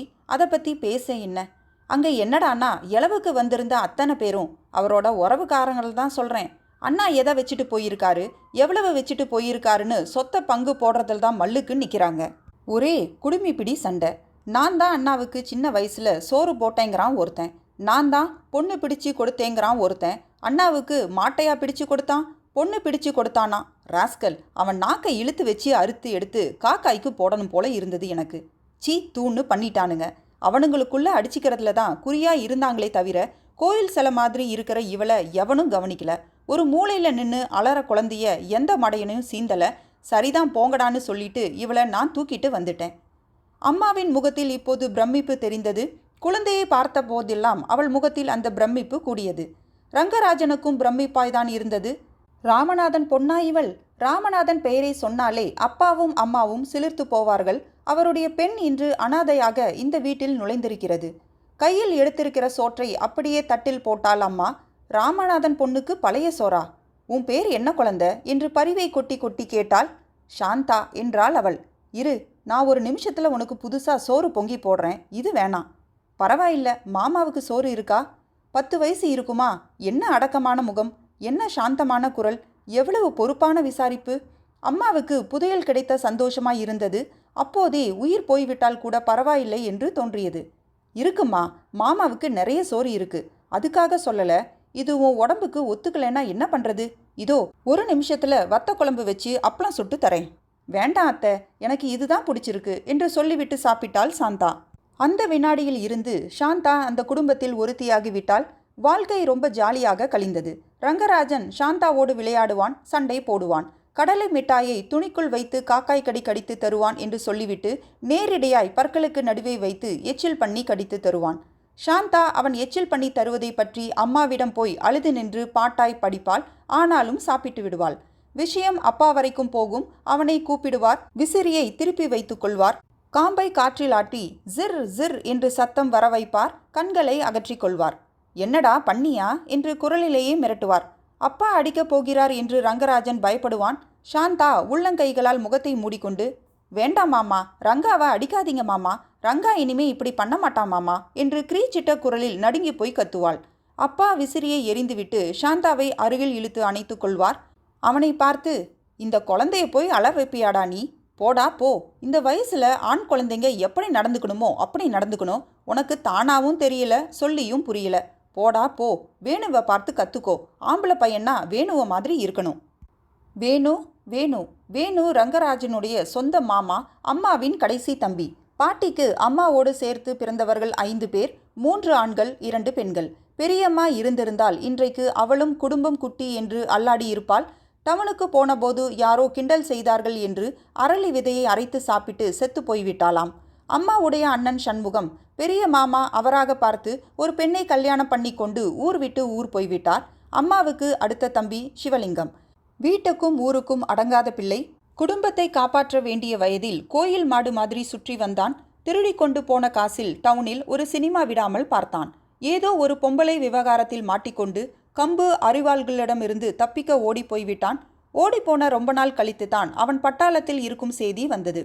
அம்மாவின் குடும்பத்தில் தலையெடுத்தது வேணு மாமா மட்டும்தான். அதனால் அப்பாவிற்கு வேணு மாமாவை ரொம்ப பிடிக்கும். எடுத்ததற்கெல்லாம் அப்பா வேணு மாமாவை தான் உதாரணமாக காட்டுவார். அப்பா அவனிடம் ரொம்ப கோபமாக இருக்கும் சந்தர்ப்பங்களில், போடா வேணு மாமாவோட மூத்தெடுத்த குடிடா, அப்போ கூட உனக்கு புத்தி வராது என்பார். வேணு மாமா நிஜமாகவே ஜகஜால கில்லாடிதான். எது கத்துக்கணும்னாலும் மாமாவை பார்த்து கத்துக்கடா என்று அப்பா வேணு மாமாவை அவனுக்கு ஒரு உதாரண மனிதனாக்கி விட்டார். உதாரண மனிதன் கூட இல்லை, உதாரண கடவுள். அப்பா அடிக்கடி சொல்லியதில் அவருடைய வார்த்தைகள் தேன் மெழுகில் விழும் வார்ப்படம் போல மனதில் பதிந்து விட்டது. அப்பா சொன்னதில் ஓரளவு நியாயம் இருந்தது. கூட பிறந்தவர்கள் எல்லாம் எட்ட முடியாத அளவுக்கு வேணு சாமர்த்தியம் கொண்டிருந்தான். வேணு மாமாவை சாதாரணமாக எடை போட்டுவிட முடியாது. ரங்கராஜனுக்கு அவனுடைய சின்ன வயதில் வேணு மாமாதான் ஹீரோ. படிப்பில் சூரப்புலி வேலு மாமா. கோயம்புத்தூருக்கு போய் விவசாயத்தை எழுத்தில் படித்துவிட்டு ஊர் செம்மண்ணை பச்சையாக்கி காட்டியவன் வேலு மாமா. திறமை இல்லாமல் செம்மண்ணை எப்படி பச்சையாய் கண்ணுக்கு குளுமையாய் கொண்டு வர முடியும்? வேணு மாமாவிற்கு அவனை விட 6 வயதுதான் அதிகம். 6 வருட வித்தியாசம் என்பது ஒரு பெரிய வித்தியாசம் இல்லை. ஆனால் இந்த வயசிலேயே வேணு மாமா மட்டும் எப்படி துருவ நட்சத்திரமாய் ஒளிர முடிகிறது என்று ரங்கராஜனுக்கு ஆச்சரியமாய் இருக்கும். வேணு மாமா படிக்கிற காலத்திலேயே வீடு வீடாய் போய் பேப்பர் போட்டு சம்பாதிப்பான். சிங்கப்பூரில் இருந்த மொய்தீன் பாய் கொண்டு வரும் துணிகளையெல்லாம் 1க்கு 2ஆய் விலை வைத்து கோயம்புத்தூரில் ஹாஸ்டல் பையன்களிடம் விற்று விடுவான். வேணு மாமாவிற்கு மனம் முழுக்க வியாபாரமும் லாப விகிதமும் படிப்பும் தான். ரங்கராஜனின் பெரிய மாமாவிற்கு மாரடைப்பு என்று செய்தி வந்தது. பொண்டாட்டியோடு தனியாக போய் குடித்தனம் வைத்த சண்முகம் மாமா மதுரையில் இருந்தார். அப்போது அம்மா பதறிக்கொண்டு மதுரைக்கு போய்விட்டாள். வேணு மாமாவிற்கும் செய்தி போனது. வேணு மாமாவிற்கு பரீட்சை நேரம். நான் வந்து பார்ப்பதால் அண்ணன் பிழைத்து கொண்டு விடுவார் என்று யாராவது உத்தரவாதம் கொடுங்கள், நான் வருகிறேன். சும்மா வந்து பார்த்துவிட்டு போகையெல்லாம் என்னால் இப்போது முடியாது. எனக்கு பரீட்சை இருக்கிறது. பரீட்சை சமயத்தில் அங்கே வந்து என் 4 வருட படிப்பை வீணாக்க முடியாது என்று வேணு மாமா சொல்லிவிட்டான். ரங்கராஜனுக்கு ஒரு மாதிரி திக்கென்று இருந்தது. உறவு முக்கியமா படிப்பு முக்கியமா என்று தனக்குத்தானே கேட்டுக்கொண்டான். அப்பா அப்போது வேணு மாமாவிற்காக பரிந்து பேசினார். ஏன் மச்சினண்டி, அர்ஜுனன் மாதிரி குறின்னா ஒரே குறிதான். படிப்புக்குன்னு போனவன் இந்த பக்கம் அந்த பக்கம் அசைறானான்னு பாரேன். அர்ஜுனன் கூட சண்டை போடுறப்ப அண்ணன் தம்பின்னெல்லாம் பார்க்காம தானே அம்பு விட்டான். ஒருத்தன் முன்னேறணும்னா இப்படித்தான் என்று அம்மாவிடமே வேணு மாமாவை உயர்த்தி வைத்து பேசினார். அப்பா சொன்னது சரி என்று தோன்றியது. வேணு மாமாவின் உருவம் அவன் மனதில் விஸ்வரூபம் எடுத்து உட்கார்ந்தது. முன்னேறினால் வேணு மாமா மாதிரி முன்னேற வேண்டும். பேசினால் வேணு மாமா மாதிரி சாமர்த்தியமாக பேச கற்றுக்கொள்ள வேண்டும். என்ன வேணு மாமா, படிப்பை முடிச்சிட்ட, விவசாயத்தில் கொட்டுது, அப்புறம் கல்யாணம் தானே? எப்போ கல்யாணமா? எனக்கா? சேச்சே, அந்த அசிங்கமெல்லாம் எனக்கு வேண்டாம். நான் கல்யாணமே பண்ணிக்க போகிறதில்லடா. பொண்ணுங்களை பார்த்தாலே எனக்கு ஆகிறதில்ல. அவங்களுக்கு பேச்சு பத்தாது, புத்தி பத்தாது. சும்மா வரிசையாக குழந்தை பெற்று கொடுக்கத்தான் லாய்க்கு, எங்கள் அம்மா மாதிரி. வேணு மாமா சொன்ன அத்தனையும் உண்மை என்று தோன்றியது. வேணு மாமா வாய் திறந்து பேசினாலே வேதம் ஓதுகிற மாதிரி தான் இருக்கிறது. எப்படி எந்த விஷயம் என்றாலும் வேணு மாமாவால் இவ்வளவு தெளிவாக அலசி ஆராய்ந்து பேச முடிகிறது? ரங்கராஜன் பேசினால் ஒரு பக்கம் மட்டும்தான் பார்த்து பேசுவான். பிரச்சனைக்கு இன்னொரு பக்கம் இருப்பதே தெரியாது. ஆனால் வேணு மாமா அப்படி இல்லை. வாழ்ந்தால் வேணு மாமா மாதிரி வாழ வேண்டும் என்று அன்றைக்கு தோன்றியது. பெண்களை கிட்டத்தில் அண்டவே விடக்கூடாது. அத்தியாயம் 6. சின்ன வயதில் வாழ்க்கை எவ்வளவு சந்தோஷமாக இருந்தது. அப்பா அன்பை பொழியோ பொழி என்று பொழிந்தார். அன்பை தவிர வேறு எதுவும் இருப்பதாகவே தெரியவில்லை. அப்பாவுக்கு போட்டி போட்டுக்கொண்டு அம்மா அவனிடம் காட்டிய பரிவு. ஹீரோவாய் ஒரு வேணு மாமா. அவனுடைய கொள்கைகள், அர்த்தம் பொதிந்த அவனுடைய பேச்சு, விளையாட்டு தோழியாய் சாந்தா. எல்லாம் படு ஜோர்தான். கவலைகளை அறியாத வயது. ஏன் இப்படி திடீரென்று சொல்லி வைத்த மாதிரி எல்லோரும் தடம் மாறினார்கள்? வயது ஏற ஏற அனுபவம் ஏறும் என்றுதான் சொல்வார்கள். அவன் வாழ்க்கையில் மட்டும் ஏன் இவ்வளவு கசப்பு ஏறியது? தோட்டத்து வெள்ளரி மீது பாம்பு ஊர்ந்து போனால் அந்த வெள்ளரி பிஞ்சு கசக்கும் என்று சொல்வார்களே, அது மாதிரி வாழ்க்கை கசப்பதற்கு எந்த பாம்பு அவன் மேல் ஊர்ந்து போனது? மனிதர்களுக்கு நிலையான முகம் இல்லை. 1, 2 என்று பலதரப்பட்ட முகங்கள். உள்ளே ஓடுவது ஒன்று, வெளியே தெரிவது ஒன்று. ஊரில் இருக்கிற அவன் வயது பையன்கள் எல்லாம் படிப்பை ஸ்கூலோடு நிறுத்தி கொண்ட வேளையில் அப்பா அவனுக்காக என்று எப்படி உருகி பேசினார் என்று ரங்கராஜனுக்கு இன்றும் நினைவிருக்கிறது. ரங்கா, நீ டவுனுக்கு போய் படி, எவ்வளவு செலவானாலும் பரவாயில்லை. ஹாஸ்டலில் தங்கிக்கோ, வாரம் ஒரு தடவை வந்துட்டு போ. நீ நாளைக்கு நல்லா இருக்கணும். என்னடா, எங்கள் அப்பா என்ன சரியாக படிக்க வைக்கலையேன்னு பின்னால் திட்டக்கூடாது. நான் படிக்கிறேன்ப்பா, ஆனால் கோயம்புத்தூருக்கு போய் மாமா மாதிரி விவசாயம் படிக்கிறேனே. டே கண்ணா, அது மட்டும் வேண்டாண்டா. வேணும் அவங்க வீட்டில் 5 பையன்களில் ஒருத்தன். நீ எங்களுக்கு ஒரே ஒரு பையன். உன்னை பார்க்காம எங்களால் இருக்க முடியாது. கும்பகோணத்துலேயோ தஞ்சாவூர்லேயோ படித்தா நினச்ச நேரத்தில் நீ இங்கே வரலாம் போகலாம். நாங்களும் உன்னை பார்க்க அங்கே ஹாஸ்டலுக்கு வண்டி கட்டிக்கிட்டோ பஸ் ஏறியோ ஓடி வரலாம். கோயம்புத்தூர் வேண்டாண்டா. அப்பாவுக்கும் அம்மாவிற்கும் அவன் மேல் இருக்கும் பாசத்தை கண்டால் அவனுக்கு மனம் அப்படியே உருகி போனது, நெகிழ்ந்து போனது. அப்பாவின் விருப்பப்படி டவுனிலேயே படித்தான். விவசாயம் எப்படியும் அனுபவத்தில் வந்துவிட்டு போகிறது. தெரியாவிட்டால் வேணு மாமாவிடம் கேட்டு தெரிந்து கொண்டால் போயிற்று. அதற்காக புதிதாக ஒரு படிப்பு, புதிதாக ஒரு விஷயம் தெரிந்து கொள்ளாமல் இருப்பதா? ஒவ்வொரு வாரமும் ஹாஸ்டலில் இருந்து வீட்டுக்கு வருவான். அவன் ஒரு முட்டாள்.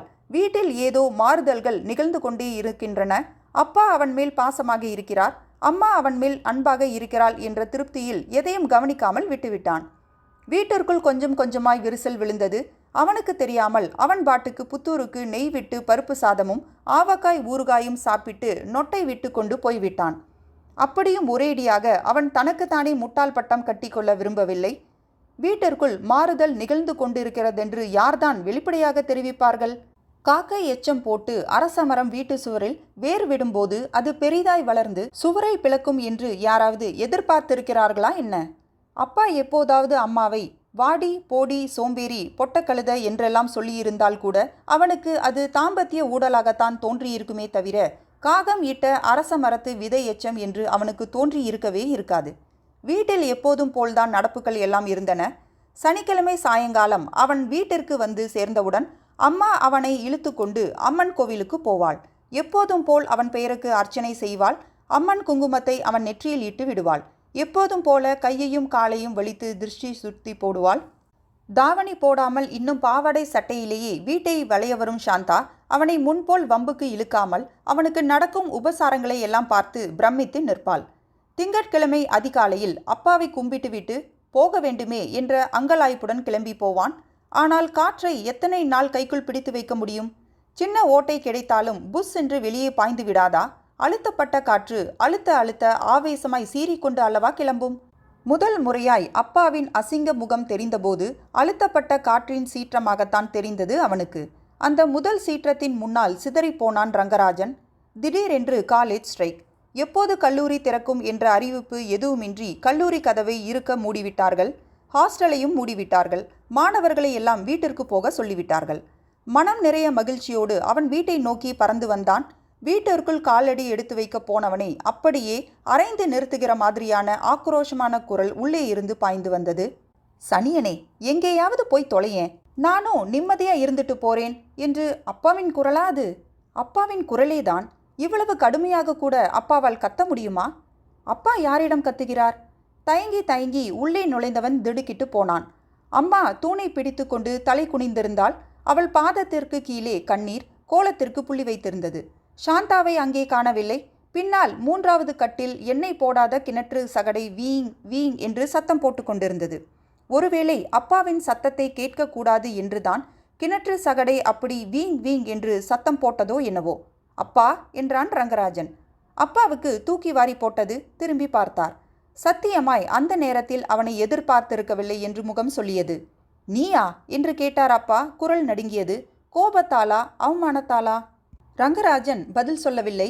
அப்பாவும் அம்மாவும் ராமரும் சீதையும் என்றுதான் அவன் நினைத்து கொண்டிருந்தான். அந்த மாயை கண்ணாடி அவன் கண் எதிரே பொலபொலவென்று இடிந்து சரிந்து விழுந்ததை அவனால் தாங்க முடியவில்லை. அப்பாவால் அம்மாவை திட்டக்கூட முடியுமா? அம்மாவை அவன் முன்னால் தாங்கு தாங்கு என்று தாங்கியதெல்லாம் வெறும் வேஷம்தானா? நட்ட நடு ராத்திரியில் ஒரு நாள் அம்மாவை தேள் கொட்டி விட்டது. அம்மாவின் உடம்பில் விஷம் ஏறி அந்த கடுப்பில் அம்மா துடித்தாள். அவள் முகம் வேதனை கீறல்களை வெளிப்படுத்தியது. அப்பா துடித்து போய் பாடம் போடுபவரை அழைத்து வர அந்த நேரத்தில் ஓடினாரே, அந்த மனதா இப்போது கடுமையாகிவிட்டது? அவன் எதிரில் அப்படி வளைய வளைய வந்துவிட்டு இப்போது அம்மாவை சனியனே, என்னப்பா இதெல்லாம் என்று கேட்டான். நாக்கு தானாக புரண்டு கேட்டுவிட்டது. மனதோடு ஒட்டாமல் நுனி நாக்கு மட்டும் தன்னிச்சையாக கேட்டுவிட்டது. எதிர்பாராமல் பிடிபட்டதில் அப்பாவின் முகத்தில் கடுமை ஏறிக்கொண்டது. உனக்கு தேவையில்லாத விஷயம். காலேஜுக்கு போக சொன்னா இப்படி ஊர் சுத்திட்டு வந்து நிற்கிறியே. அப்பாவா இப்படி கேட்டார்? ஆராயாமல் கோவலனுக்கு தண்டனை கொடுத்த பாண்டியன் மாதிரி. காலேஜுக்கு போகவில்லை என்றவுடன் அவன் ஊரை சுற்றுகிறான் என்று எப்படி தீர்ப்பளித்து விட்டார்? காலேஜ் ஸ்ட்ரைக், ஹாஸ்டல் ஸ்டூடெண்ட்ஸ் எல்லாம் வீட்டுக்கு போக சொல்லிட்டாங்க. வந்துட்டே இல்லை, போ, உள்ளே போய் சாப்பிடு, படி. சாயங்காலத்துக்கு சாயங்காலம் ஆத்தங்கரைக்கு போ, மணல்ல உட்காரு, தென்னந்தோப்புக்கு போய் இளநீ வெட்டி சாப்பிடு. உன் விஷயத்தை பார்த்துக்கிறதோட நிறுத்திக்கோ. குடும்ப விவகாரம் எல்லாம் உனக்கு வேணாம். பளீர் பளீர் என்று சாட்டையால் அடித்த மாதிரி சொற்கள். அவன் அம்மாவை பார்த்தான். இன்னும் குனிந்த தலை நிமிரவில்லை. ரங்கராஜன் அர்ஜுனன் அம்பு போல் நேராக பின்கட்டுக்கு போனான். சாந்தா நீர் இறைத்து கொண்டிருக்கையில் அவள் முன்னால் போய் நின்று மௌனமாக கையை நீட்டிய கையில் அவள் கொட்டிய தண்ணீரை முகத்தில் அரைந்து கழுவிக்கொண்டு மறுபடியும் வெளியே வந்துவிட்டான். அப்பாவா அப்பாவா இப்படி மாறி போயிருக்கிறார்?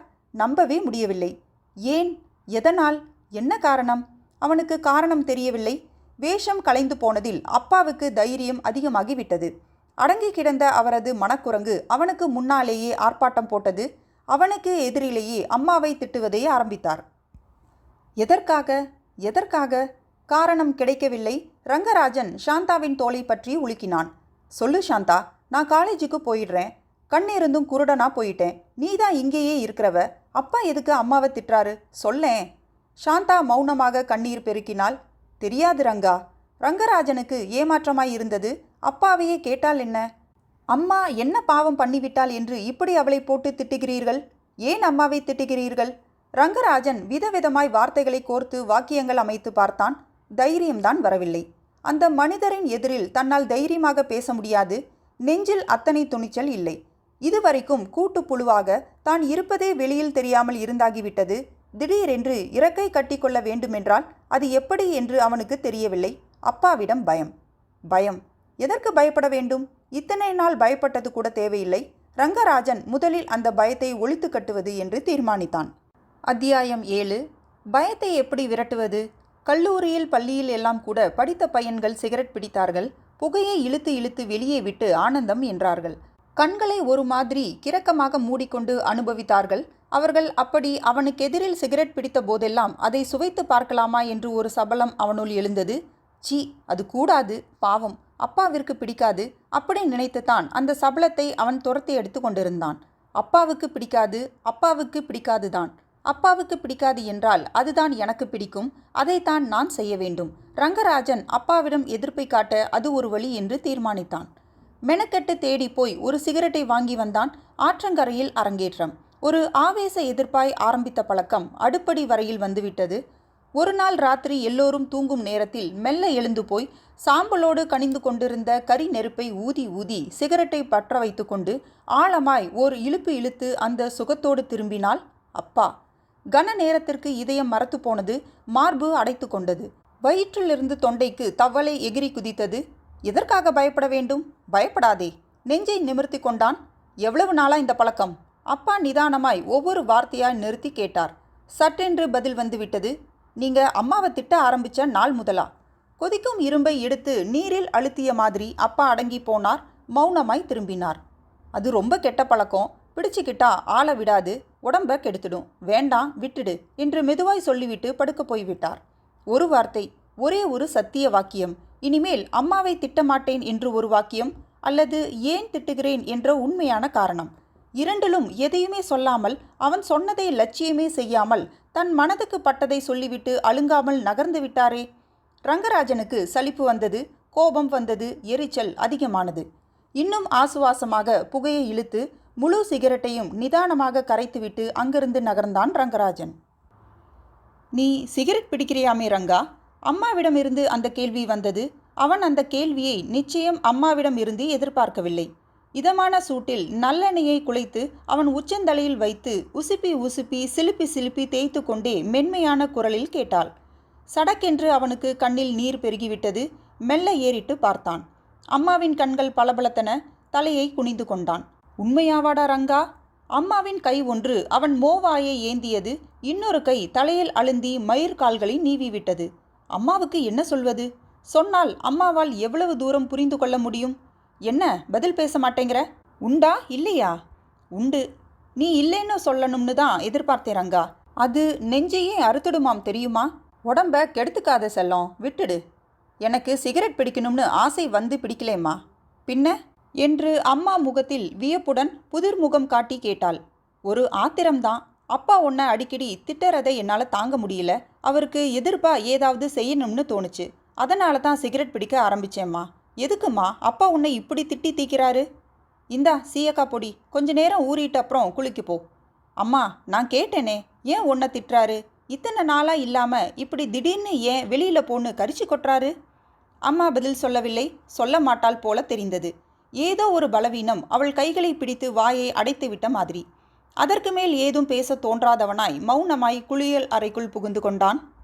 எண்ணி 3ஆம் நாள் அப்பா செத்துப்போனார்.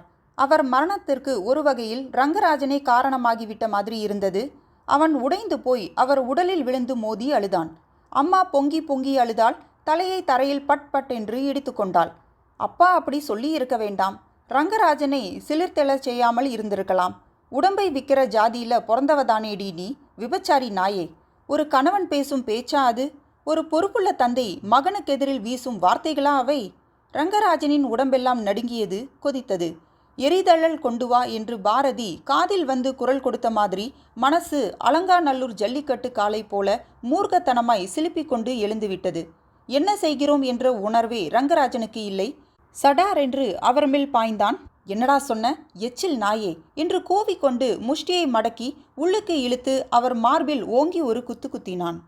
அப்பா நிலை தடுமாறி போனார். ரங்கா நீ அடிச்ச? ரங்கா நீ அடிச்ச?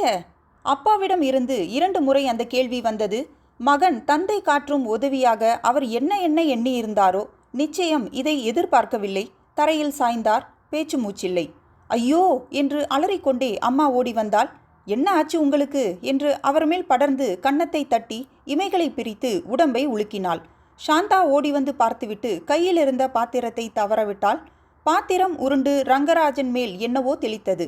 அதன் பின்தான் அவனை பிடித்திருந்த பேய் விலகி ஓடியது. ரங்கராஜன் மனிதனாகி மகனாகி ஓடிப்போய் டாக்டரை அழைத்து வந்தான். அப்பா அதற்குள் அடங்கி போயிருந்தார். டாக்டர் மாரடைப்பு என்ற ஒற்றை வார்த்தையில் தீர்ப்பு வழங்கிவிட்டு போய்விட்டார். தீச்சட்டியை கையில் தூக்கி கொண்டு நெருப்பு வைத்து 3 சுற்று சுற்றி சட்டியை உடைத்து விட்டு வந்து ஆற்றில் விழுந்து எழுந்த பின்னாலும் கூட கண்ணீர் மட்டும் நிற்காமல் வந்து கொண்டே இருந்தது. அப்பா அப்பா என்று நெஞ்சு கூவிக்கொண்டே இருந்தது. என்னதான் மனதின் சிம்மாசனத்தில் இருந்து அப்பாவை இறக்கி விட்டிருந்தாலும் கூட அவர் ஒரேடியாக ஓய்ந்து போன வெறுமையை நெஞ்சு தாங்கிக் கொள்ள முடியாமல் தவித்தது. அத்தியாயம் 8. கால்கள் திடீரென்று ஜில்லிட்டு போய் குளுமை கால் வழியாக தலைக்கு ஏறியதும் சட்டென்று சுய நினைவிற்கு வந்தான் ரங்கராஜன். அவனை அறியாமலேயே ஆற்றில் இறங்கியிருந்தான். ஆற்றில் முழங்காலுக்கு மேல் தண்ணீர் இல்லை. முன்பெல்லாம் ஆடி மாதம் இப்படியா இருக்கும்? ஆடி பிறந்தால் எங்கேயோ மதகு திறந்து கரை கொள்ளாமல் தண்ணீர் பாயும். நொங்கும் நுரையுமாக ஓர் ஆவேசத்தோடு கொப்பளித்து கொண்டு பாயும் தண்ணீரில் கை ஓய மட்டும் எதிர்நீச்சல் போட்டு பார்க்க சொல்லும். ஆற்றோடு போகும் வாளை மட்டையை துரத்தி பிடிக்க சொல்லும். சிப்பி சங்கு என்று ஏதாவது அகப்படுகிறதா என்று பார்ப்பதற்காக முக்குளித்து கையை மணல் மடியில் விட்டு துளாவ சொல்லும்.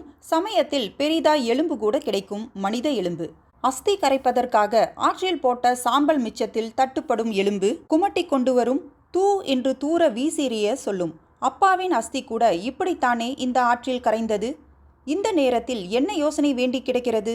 ரங்கராஜன் ஆற்றை அந்த இருட்டிலேயே கடந்தான். சுருக்கு வழி குறுக்கு வழி ஆற்றில் தண்ணீர் நிறைய ஓடும் நேரத்தில் ஊரை சுற்றி கொண்டு போக வேண்டும். இன்றைக்கு அப்படி இல்லை. கரை ஏறினான். எதிரில் பாதை குறுகியது. சுடுகாட்டிற்கு போகும் பொதுவழி என்பதால் அந்த இடத்தில் பஞ்சாயத்து போர்டு விளக்கு ஒன்று நட்டு வைக்கப்பட்டிருந்தது. அதிசயமாய் அது எரிந்து கொண்டிருந்தது. பாதை ஓரத்தில் சப்பாத்தி மண்டி இருந்தது. எருக்கஞ்செடிகள் எக்கு தப்பாய் வளர்ந்திருந்தன.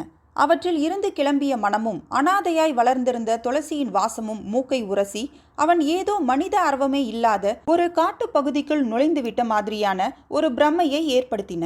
இத்தனைக்கும் நடுவே திடீரென்று சம்பந்தமில்லாமல் சுருட்டு நாற்றம் அடித்தது.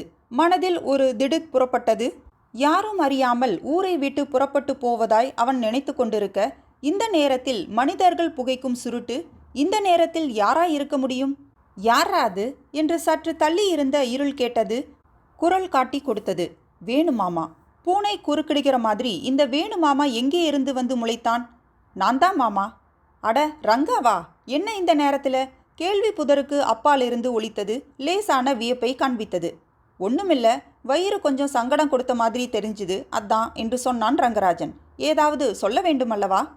சரி, எதிரேலேயே உட்காரேன். இருட்டுதானே, உன் முகம் எனக்கு தெரிய போறதில்ல, என் முகம் உனக்கு தெரிய போறதில்ல. முகம் தெரிகிற மாதிரி வெளிச்சம் இருந்தால் அவனுக்கு ஏது தைரியம்? இல்லை, காத்தாட கொஞ்சம் நடந்து வேற இடம் பார்க்குறேன். சரி சரி, பார்த்துப்போ. ஏதாவது பூச்சி பொட்டு இருக்க போகுது. தீப்பொட்டி வேணுமா? வேண்டாம் என்று மறுத்துவிட்டு நடந்தான். தப்பித்து விட்ட மாதிரி இருந்தது. மாமா பின்னால் வரமாட்டான். உரிமையோடு இழுத்து பிடித்து நிறுத்த மாட்டான். பார்த்தால் கூட கொஞ்சம் ஒதுங்கியே போவான். அப்படியே எதிரில் நிற்க வேண்டி வந்தாலும் நேருக்கு நேர் கண் கொண்டு பார்க்காமல் எங்கேயோ பார்வையை துளாவ விட்டு விட்டேற்றியாக பேசிவிட்டு போவான். வேணுவால் இனிமேல் முன்போல் மாற முடியாது. இந்த வேணுவை போய் ஹீரோவாய் நினைத்து கொண்டு இவனை மாதிரியே முன்னுக்கு வர வேண்டும் என்று நினைத்து, சை, வேணுவிற்கு பின்னால் வேறு ஒரு முகம் இருந்து முன்னால் தெரியவே இல்லையே, அவன் ஒரு வாய்சொல் வீரன் என்பது தனக்கு புரியவே இல்லையே. வேணு மாமா ஹீரோ இல்லை, ஜீரோதான் என்று தனக்கு தெரிவித்த சம்பவங்கள் ரங்கராஜன் மனதில் மெல்ல எழுந்து நடனமாடத் தொடங்கின.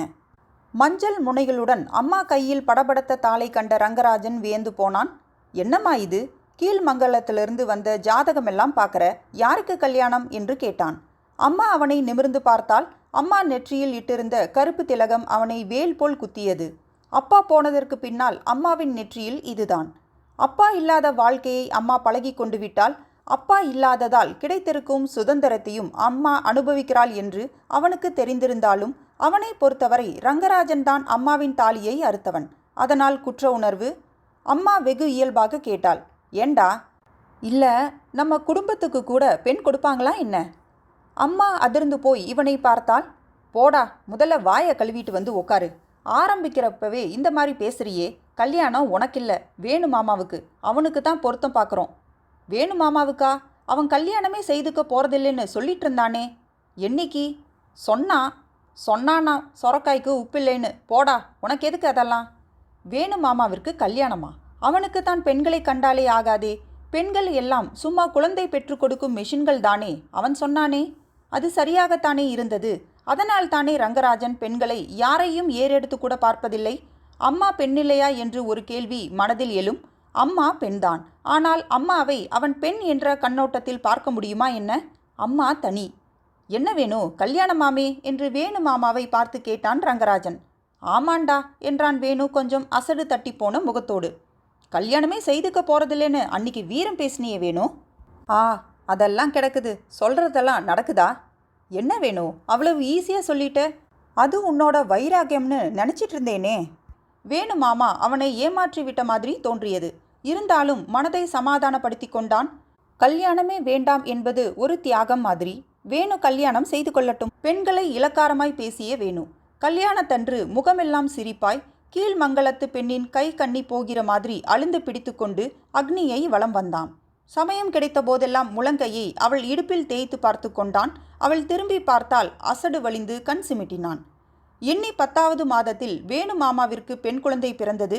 அதற்குள் வேணுவிற்கு முன் மண்டையில் முடி குறைந்து போனது. தொந்தி பெருகியது. மார்பு சதை தொளதொளவென்று ஆட்டம் கண்டுவிட்டது. சுருட்டு பிடிக்கும் பழக்கம் வந்து தொற்றிக்கொண்டது. இது என்ன அநியாயம்? மனிதன் இவ்வளவு சீக்கிரம் தடம் மாறி போக முடியுமா? ரங்கராஜனுக்கு ஆச்சரியமாகத்தான் இருந்தது. இதெல்லாம் கூட பரவாயில்லை. ஆனால் வேணுமாமா செய்த இன்னொரு காரியம்தான் அவனை மனிதனாக கூட இல்லை, மிருகத்திலும் கேவலமாக காட்டிவிட்டது.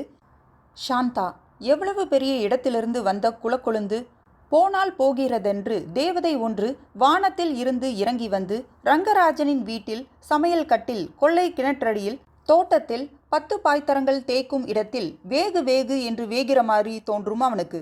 அவளுக்கு தந்த தனி மரியாதைகளையெல்லாம் வேண்டாம் என்று ஒதுக்கி தள்ளிய சாந்தா, அவன் வீட்டில் ஒரு தனி ஜோதியாய் ஒளிர்த்து கொண்டிருந்த சாந்தா, அந்த சாந்தாவை அவளுக்கு தாவணி போடுகிற காலம் முடிந்து சேலை கட்டுகிற நேரம் வந்தபோது அந்த அயோக்கியனாய் வேணு என்று தொண்டை நரம்பு புடைக்க கத்தினான்.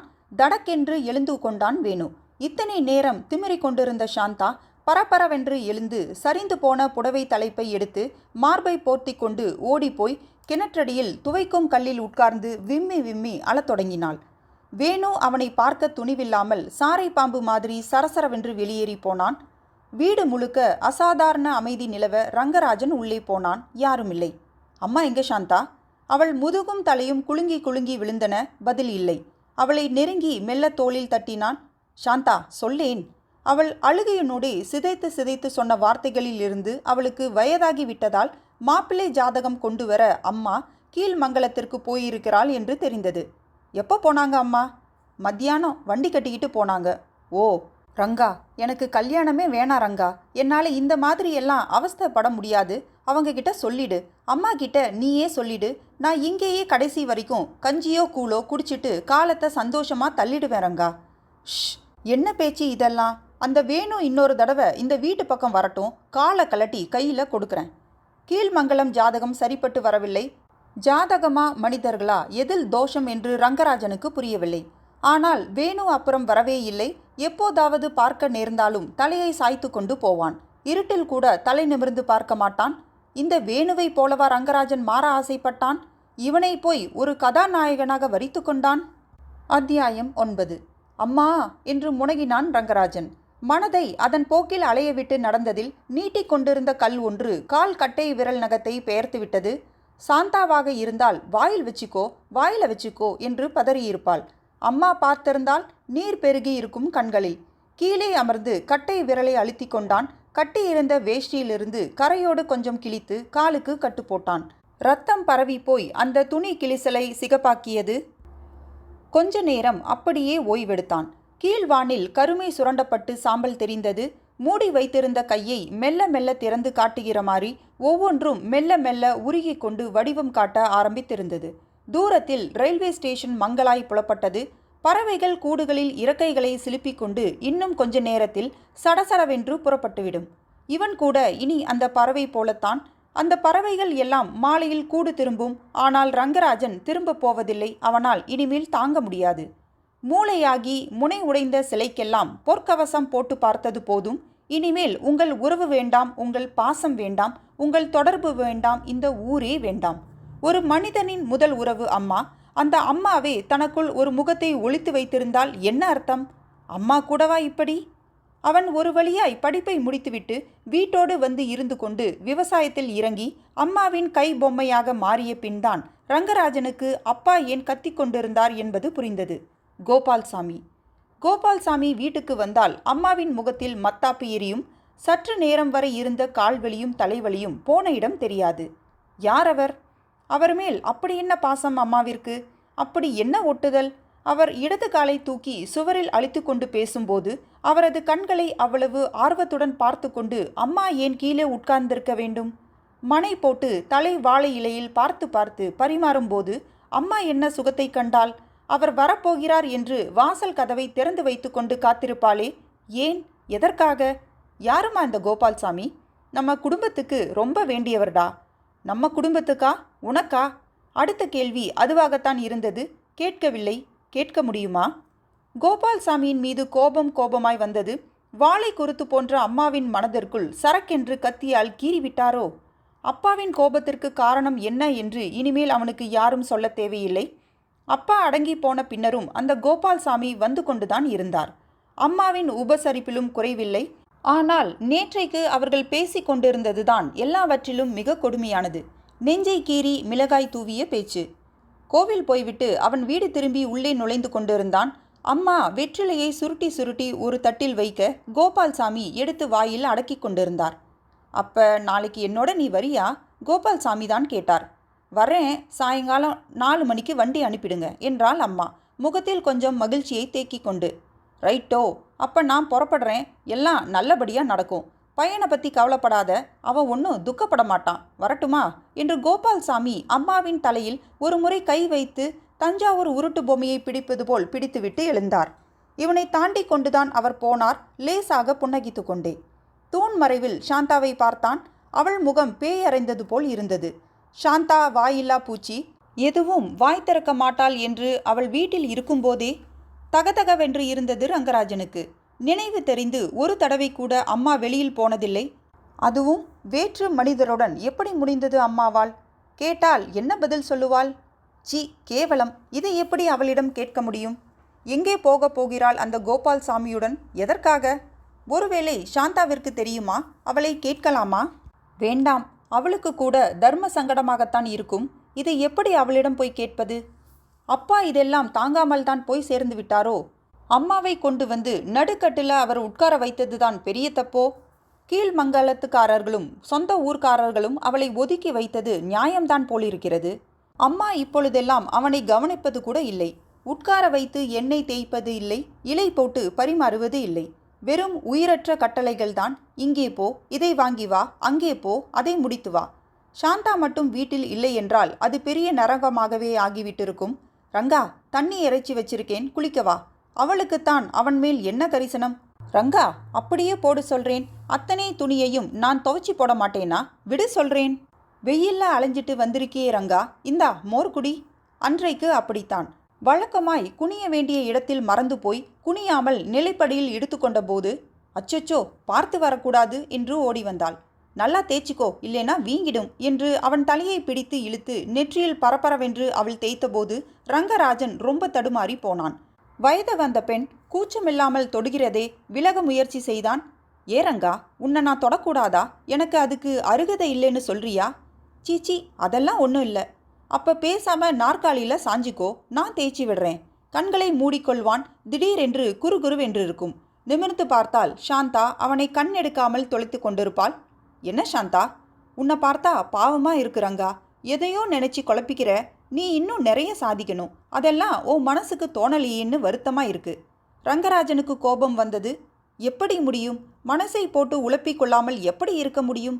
இந்த அம்மாவே இப்படி நடந்து கொள்ளும்போது அம்மாவை யார் கண்டிப்பது? இப்போது கூட அம்மாவை கண்டிக்க வேண்டும் என்று தோன்றவில்லை. அது அவன் இயல்பாக போய்விட்டது. அதனால்தான் விலகி கொண்டிருக்கிறான். எல்லாவற்றில் இருந்தும் விலகி போனால் ஞானம் வந்துவிடும். ஞானமே வா. அத்தியாயம் 10. ரயில்வே ஸ்டேஷனை நெருங்குகையில் விடிந்துவிட்டது. பொத்தல் கண்ட சர்க்கரை மூட்டை போல சுற்றி கருமேகம் சூழ்ந்திருக்க ஒரு வான கிளிசலிலிருந்து கதிர் வழிந்தது. நடந்ததில் வியர்வை. வேஷ்டி கால் தொடையுடன் ஒட்டியிருந்தது. நடுமுதுகில் கோடாய் வியர்வை. அடிபட்ட விரல் நமநமவென்று எரிச்சல் கொடுத்தது. தூரத்தில் சத்தம் கேட்டது. ரயில் வந்துவிட்டது. டிக்கெட் வாங்காமல் ஓர் ஒதுக்குப்புறத்தில் இருந்து உள்ளே நுழைந்தான். ஸ்டேஷன் மாஸ்டருக்கு அவனை தெரியும். அவர் மனதில் வீணாய் சந்தேகங்களை எழுப்பக்கூடாது. சிமெண்ட் பிளாட்பாரத்தில் இருந்த மணல்கள் அதிர்ந்து எழும்பி குதிக்க ரயில் குபுகுபுவென்று பிளாட்பாரத்தில் நுழைந்து பெருமூச்சு விட்டு நின்றது. அவசரமில்லாமல் முதல் பெட்டியை நெருங்கினான். உள்ளே கூட்டம் அதிகம் இல்லை. 1-2 பேர் ஆலங்குச்சியாலும் பிரஷாலும் ஈறுகளை தேய்த்து கொண்டிருந்தார்கள். ஒரு பெரியவர் பேப்பரை உதறி பிடித்து படிக்கத் தொடங்கினார். Coffee coffee coffee. ரங்கராஜன் படியில் காலை வைத்தான். எங்கே போறதா உத்தேசம்? பின்னாலிருந்து குரல் வந்தது. கொக்கி போட்டு இழுத்து நிறுத்துகிற மாதிரி திடுக்கிட்டு போய் திரும்பினான். சாந்தா, நீயா? கீழே இறங்கு சொல்கிறேன். வேண்டாம் சாந்தா. இறங்க போறியா இல்லையா? இறங்கலைன்னா என்ன செய்வ? ஒன்றும் செய்ய மாட்டேன். ஸ்டேஷனை விட்டு வண்டி தாண்டறதுக்குள்ளே அதுவே நின்றுடும். என்ன சொல்கிற நீ? என் உடம்பை பொறுக்கி எடுக்கிறதுக்குன்னு சொல்கிறேன். இறங்குறியா இல்லையா? கண்களை பார்த்தால் தீவிரம் தெரிந்தது. பாவி, செய்தாலும் செய்வாள். ரயில் கூவியது. ரங்கராஜன் சாந்தமாய் வண்டியிலிருந்து கீழே இறங்கினான். ஒவ்வொரு பெட்டியாய் கடந்து போவதை வருத்தத்தோடு பார்த்தான். கடைசி பெட்டி கடந்த பின்பு எரிச்சலில் ஒரு கல்லை பொறுக்கி எடுத்து அது சென்ற திக்கில் எறிந்தான். தண்டவாளத்தில் பட்டு அது நெருப்பு பொறியை கிளப்பியது. போகலாமா? எங்கே? வீட்டுக்கு தான். எதுக்கு போகணும்? நான் திடீர்னு கிளம்பி வந்தது உனக்கு எப்படி தெரியும்? அவள் சிரித்தாள். உன்னை தெரிஞ்சுக்காம இருக்கிற அளவுக்கு நான் ஒன்றும் முட்டாள் இல்லை. எதிர்பார்த்துட்டு தான் இருந்தேன். இன்னைக்கு நீ விடி காலையில் எழுந்துக்கிறத பார்த்ததும் உடம்புல ஊசி குத்தின மாதிரி இருந்தது. அம்மா கேட்டப்ப நீ தடுமாறினதை பார்த்தேன். அதான் பின்னாலேயே வந்துட்டேன். ராமன் இருக்கிற இடம்தானே சீதைக்கு அயோத்தி. நீ என்ன சொல்கிற? உனக்கு எதுவுமே உடனே புரிய மாட்டேங்குது ரங்கா. புரிஞ்சிக்கிறது எல்லாம் தப்பாக போயிடுது. சாந்தா, இங்கே எந்த கூனியும் சூழ்ச்சி பண்ணி உன்னை காட்டுக்கு அனுப்பலையே.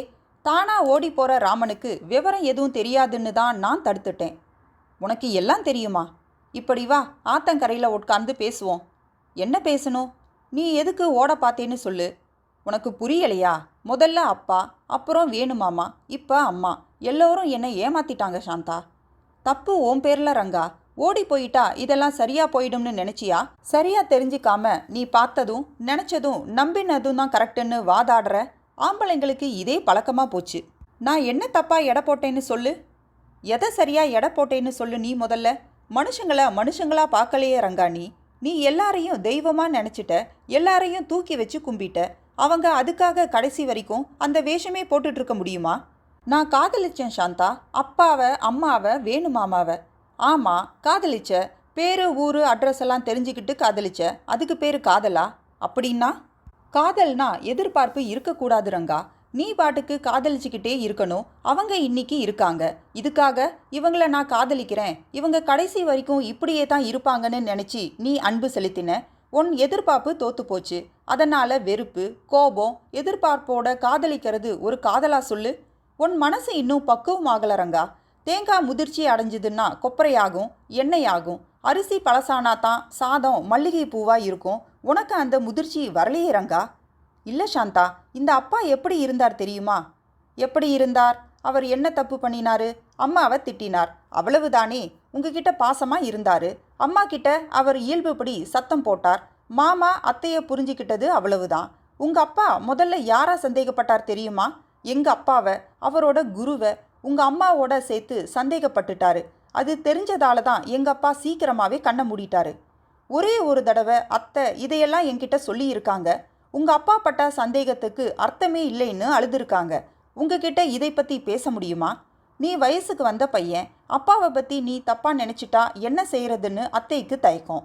உங்கள் அப்பாவுக்கு யோசனை கம்மி, பாசம்தான் அதிகம் உங்கள் அம்மா பேரில். தன்னோடது எங்கே தன்னை விட்டு போயிடுமோன்னு பயம். அதுதான் குளத்துக்கு மரியாதை கொடுத்து திட்டினாரு. அத்தை சொல்லியும் அவர் மண்டையில் ஏறலை. என்ன இருந்தாலும் அவரும் ஒரு மனுஷன்தானே. மனுஷ இயல்புப்படி நடந்துக்கிட்டாரு. மனம் ஆடி வச்சபடி ஆடிட்டாரு. சாந்தாவிற்கு மூச்சு இறைத்தது. மார்பு ஏறி இறங்கியது. மூக்கு லேசாக விடைத்திருந்தது. அம்மா பேரில் தப்பே இல்லைன்னு சொல்றியா சாந்தா? இல்லை, எந்த தப்பும் இல்லை. அப்போ அந்த கோபால்சாமி, அவர் என்னோட சித்தப்பா. சித்தப்பாவா? ஆமாம், சொந்த சித்தப்பா. அத்தைக்கு ஒரு வாழ்வு தேடி தந்த எங்கள் அப்பாவை தெய்வமாக நினச்சிக்கிட்டு இருந்தாங்க. அவரோட சொந்த தம்பி. எங்கள் அப்பா எல்லா சொத்தையும் என் பேரில் எழுதி வச்சுட்டு சித்தப்பாவை கார்டியனாக போட்டுட்டு போயிட்டாரு. சித்தப்பாவுக்கு மலேசியாவில் கொடி கட்டி பறக்கிற வியாபாரம். வக்கீல்கிட்டேருந்து லெட்டர் வந்ததும் ஓடி வந்தார். பொறுப்பை எடுத்துக்க என்னை பார்த்துக்கிறதுக்காக அடிக்கடி வீட்டுக்கு வந்துட்டு இருக்காரு. என்னோட நல்லதுக்குன்னு அவர் ஏதோ பிளான் போடுறார். அத்தை கிட்ட கலந்து பேசுவார். அது தப்பா ரங்கா? அத்தை என் மேலே உயிரையே வச்சிருக்காங்க. எனக்காக என்ன வேணும்னாலும் செய்வாங்க.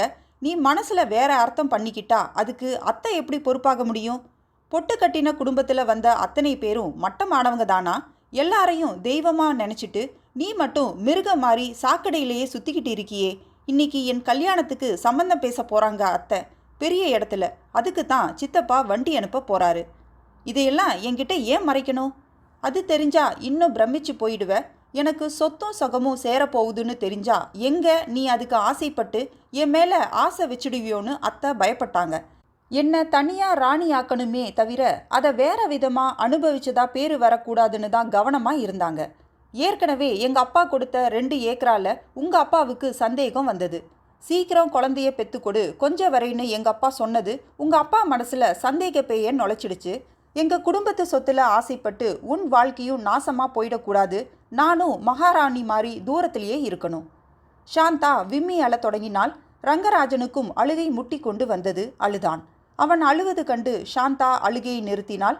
ஆம்பளை அழக்கூடாது ரங்கா என்றாள். வேணுமாமா பேர்லேயும் நீ அளவுக்கு அதிகமாகவே மரியாதை வச்சிட்ட. அவனும் சராசரி மனுஷன்தான்னு புரிஞ்சிக்கல. மனுஷனுக்கு சபலம் எப்பவுமே உண்டு. என் பேரில் தப்பு இல்லைன்னு சொல்ல வரல. என் உடம்பு வாகு அப்படி. வேணு கல்யாணம் பண்ணி அந்த சுகம் தெரிஞ்ச உடனே சபலத்துக்கு அடிபட்டுட்டான். இப்போ சூடுபட்ட பூனை மாதிரி ஆயிட்டான். அவனுக்காக வருத்தப்பட்டு என்ன ஆக போகுது? வேண்டாத விஷயங்களை எல்லாம் போட்டு குழப்பி உன் மனசு வேற மாதிரி ஆயிடுச்சு. அதோட மென்மையும் ரசனையும் காணாமல் போயிடுச்சு. ஆனாலும் என்னை இப்படி தவிக்க விட்டுட்டு கிளம்ப உனக்கு எப்படி மனசு வந்தது ரங்கா? என்ன நீ புரிஞ்சிக்கலையா? என் மனசை தெரிஞ்சிக்கலையா? நான் உன்னை விரும்புகிறேன். உன் பேரு முகவரி எல்லாம் தெரிஞ்சுக்கிட்டு தான் உன்னை விரும்புகிறேன். ஆனால் நீ அப்படி போவ இப்படி இருப்பேன்னு எதிர்பார்ப்பெல்லாம் இல்லை. வீட்டுக்கு வா ரங்கா. நான் புதுசாக ஒரு வீட்டுக்கு போகிறத விட இந்த அப்பாவி ரங்காவுக்கு ராணியாக இருக்கேன். வரமாட்டியா? கண்ணில் நீர் மல்க சாந்தா கேட்டாள். ரங்கராஜன் அவளை பார்த்தான். அவன் கண்களிலும் நீர் பெருகியது. என்ன மன்னிச்சிடு சாந்தா என்று கண்ணீருடன் சிரித்தான். மன்னிக்க மாட்டேன். நான் மன்னிக்கணும்னா நீ என்னை கட்டி பிடிச்சு ஒரு முத்தம் கொடுக்கணும். இங்கேயே வா. நாம் இந்த உலகத்தில் தானே இருக்க போகிறோம். யாருக்கும் தெரியாமல் எதுவும் பண்ணிட முடியுமா என்ன? சாந்தா மிக பெரியவளாக தோன்றினாள். அவனை விட புத்திசாலி. அவனுக்கு ஞானப்பால் புகட்ட வந்தவள். அவள் சொல்லுக்கு ஆட்படாமல் யார் சொல்லுக்கு கட்டுப்படுவதாம்? ரங்கராஜன் தைரியமாக அவளை நெருங்கினான். புல்லின் நுனி பனித்துளி நடுங்கியது. பட்சிகள் கீச் கீச் என்றன. சாந்தா கண் மூடி உடல் சிலிர்த்து அந்த தருணத்தை கொண்டாடி கொண்டிருந்தாள். திரு சுபா அவர்களின் பெயர் முகவரி அன்பு முற்றும்.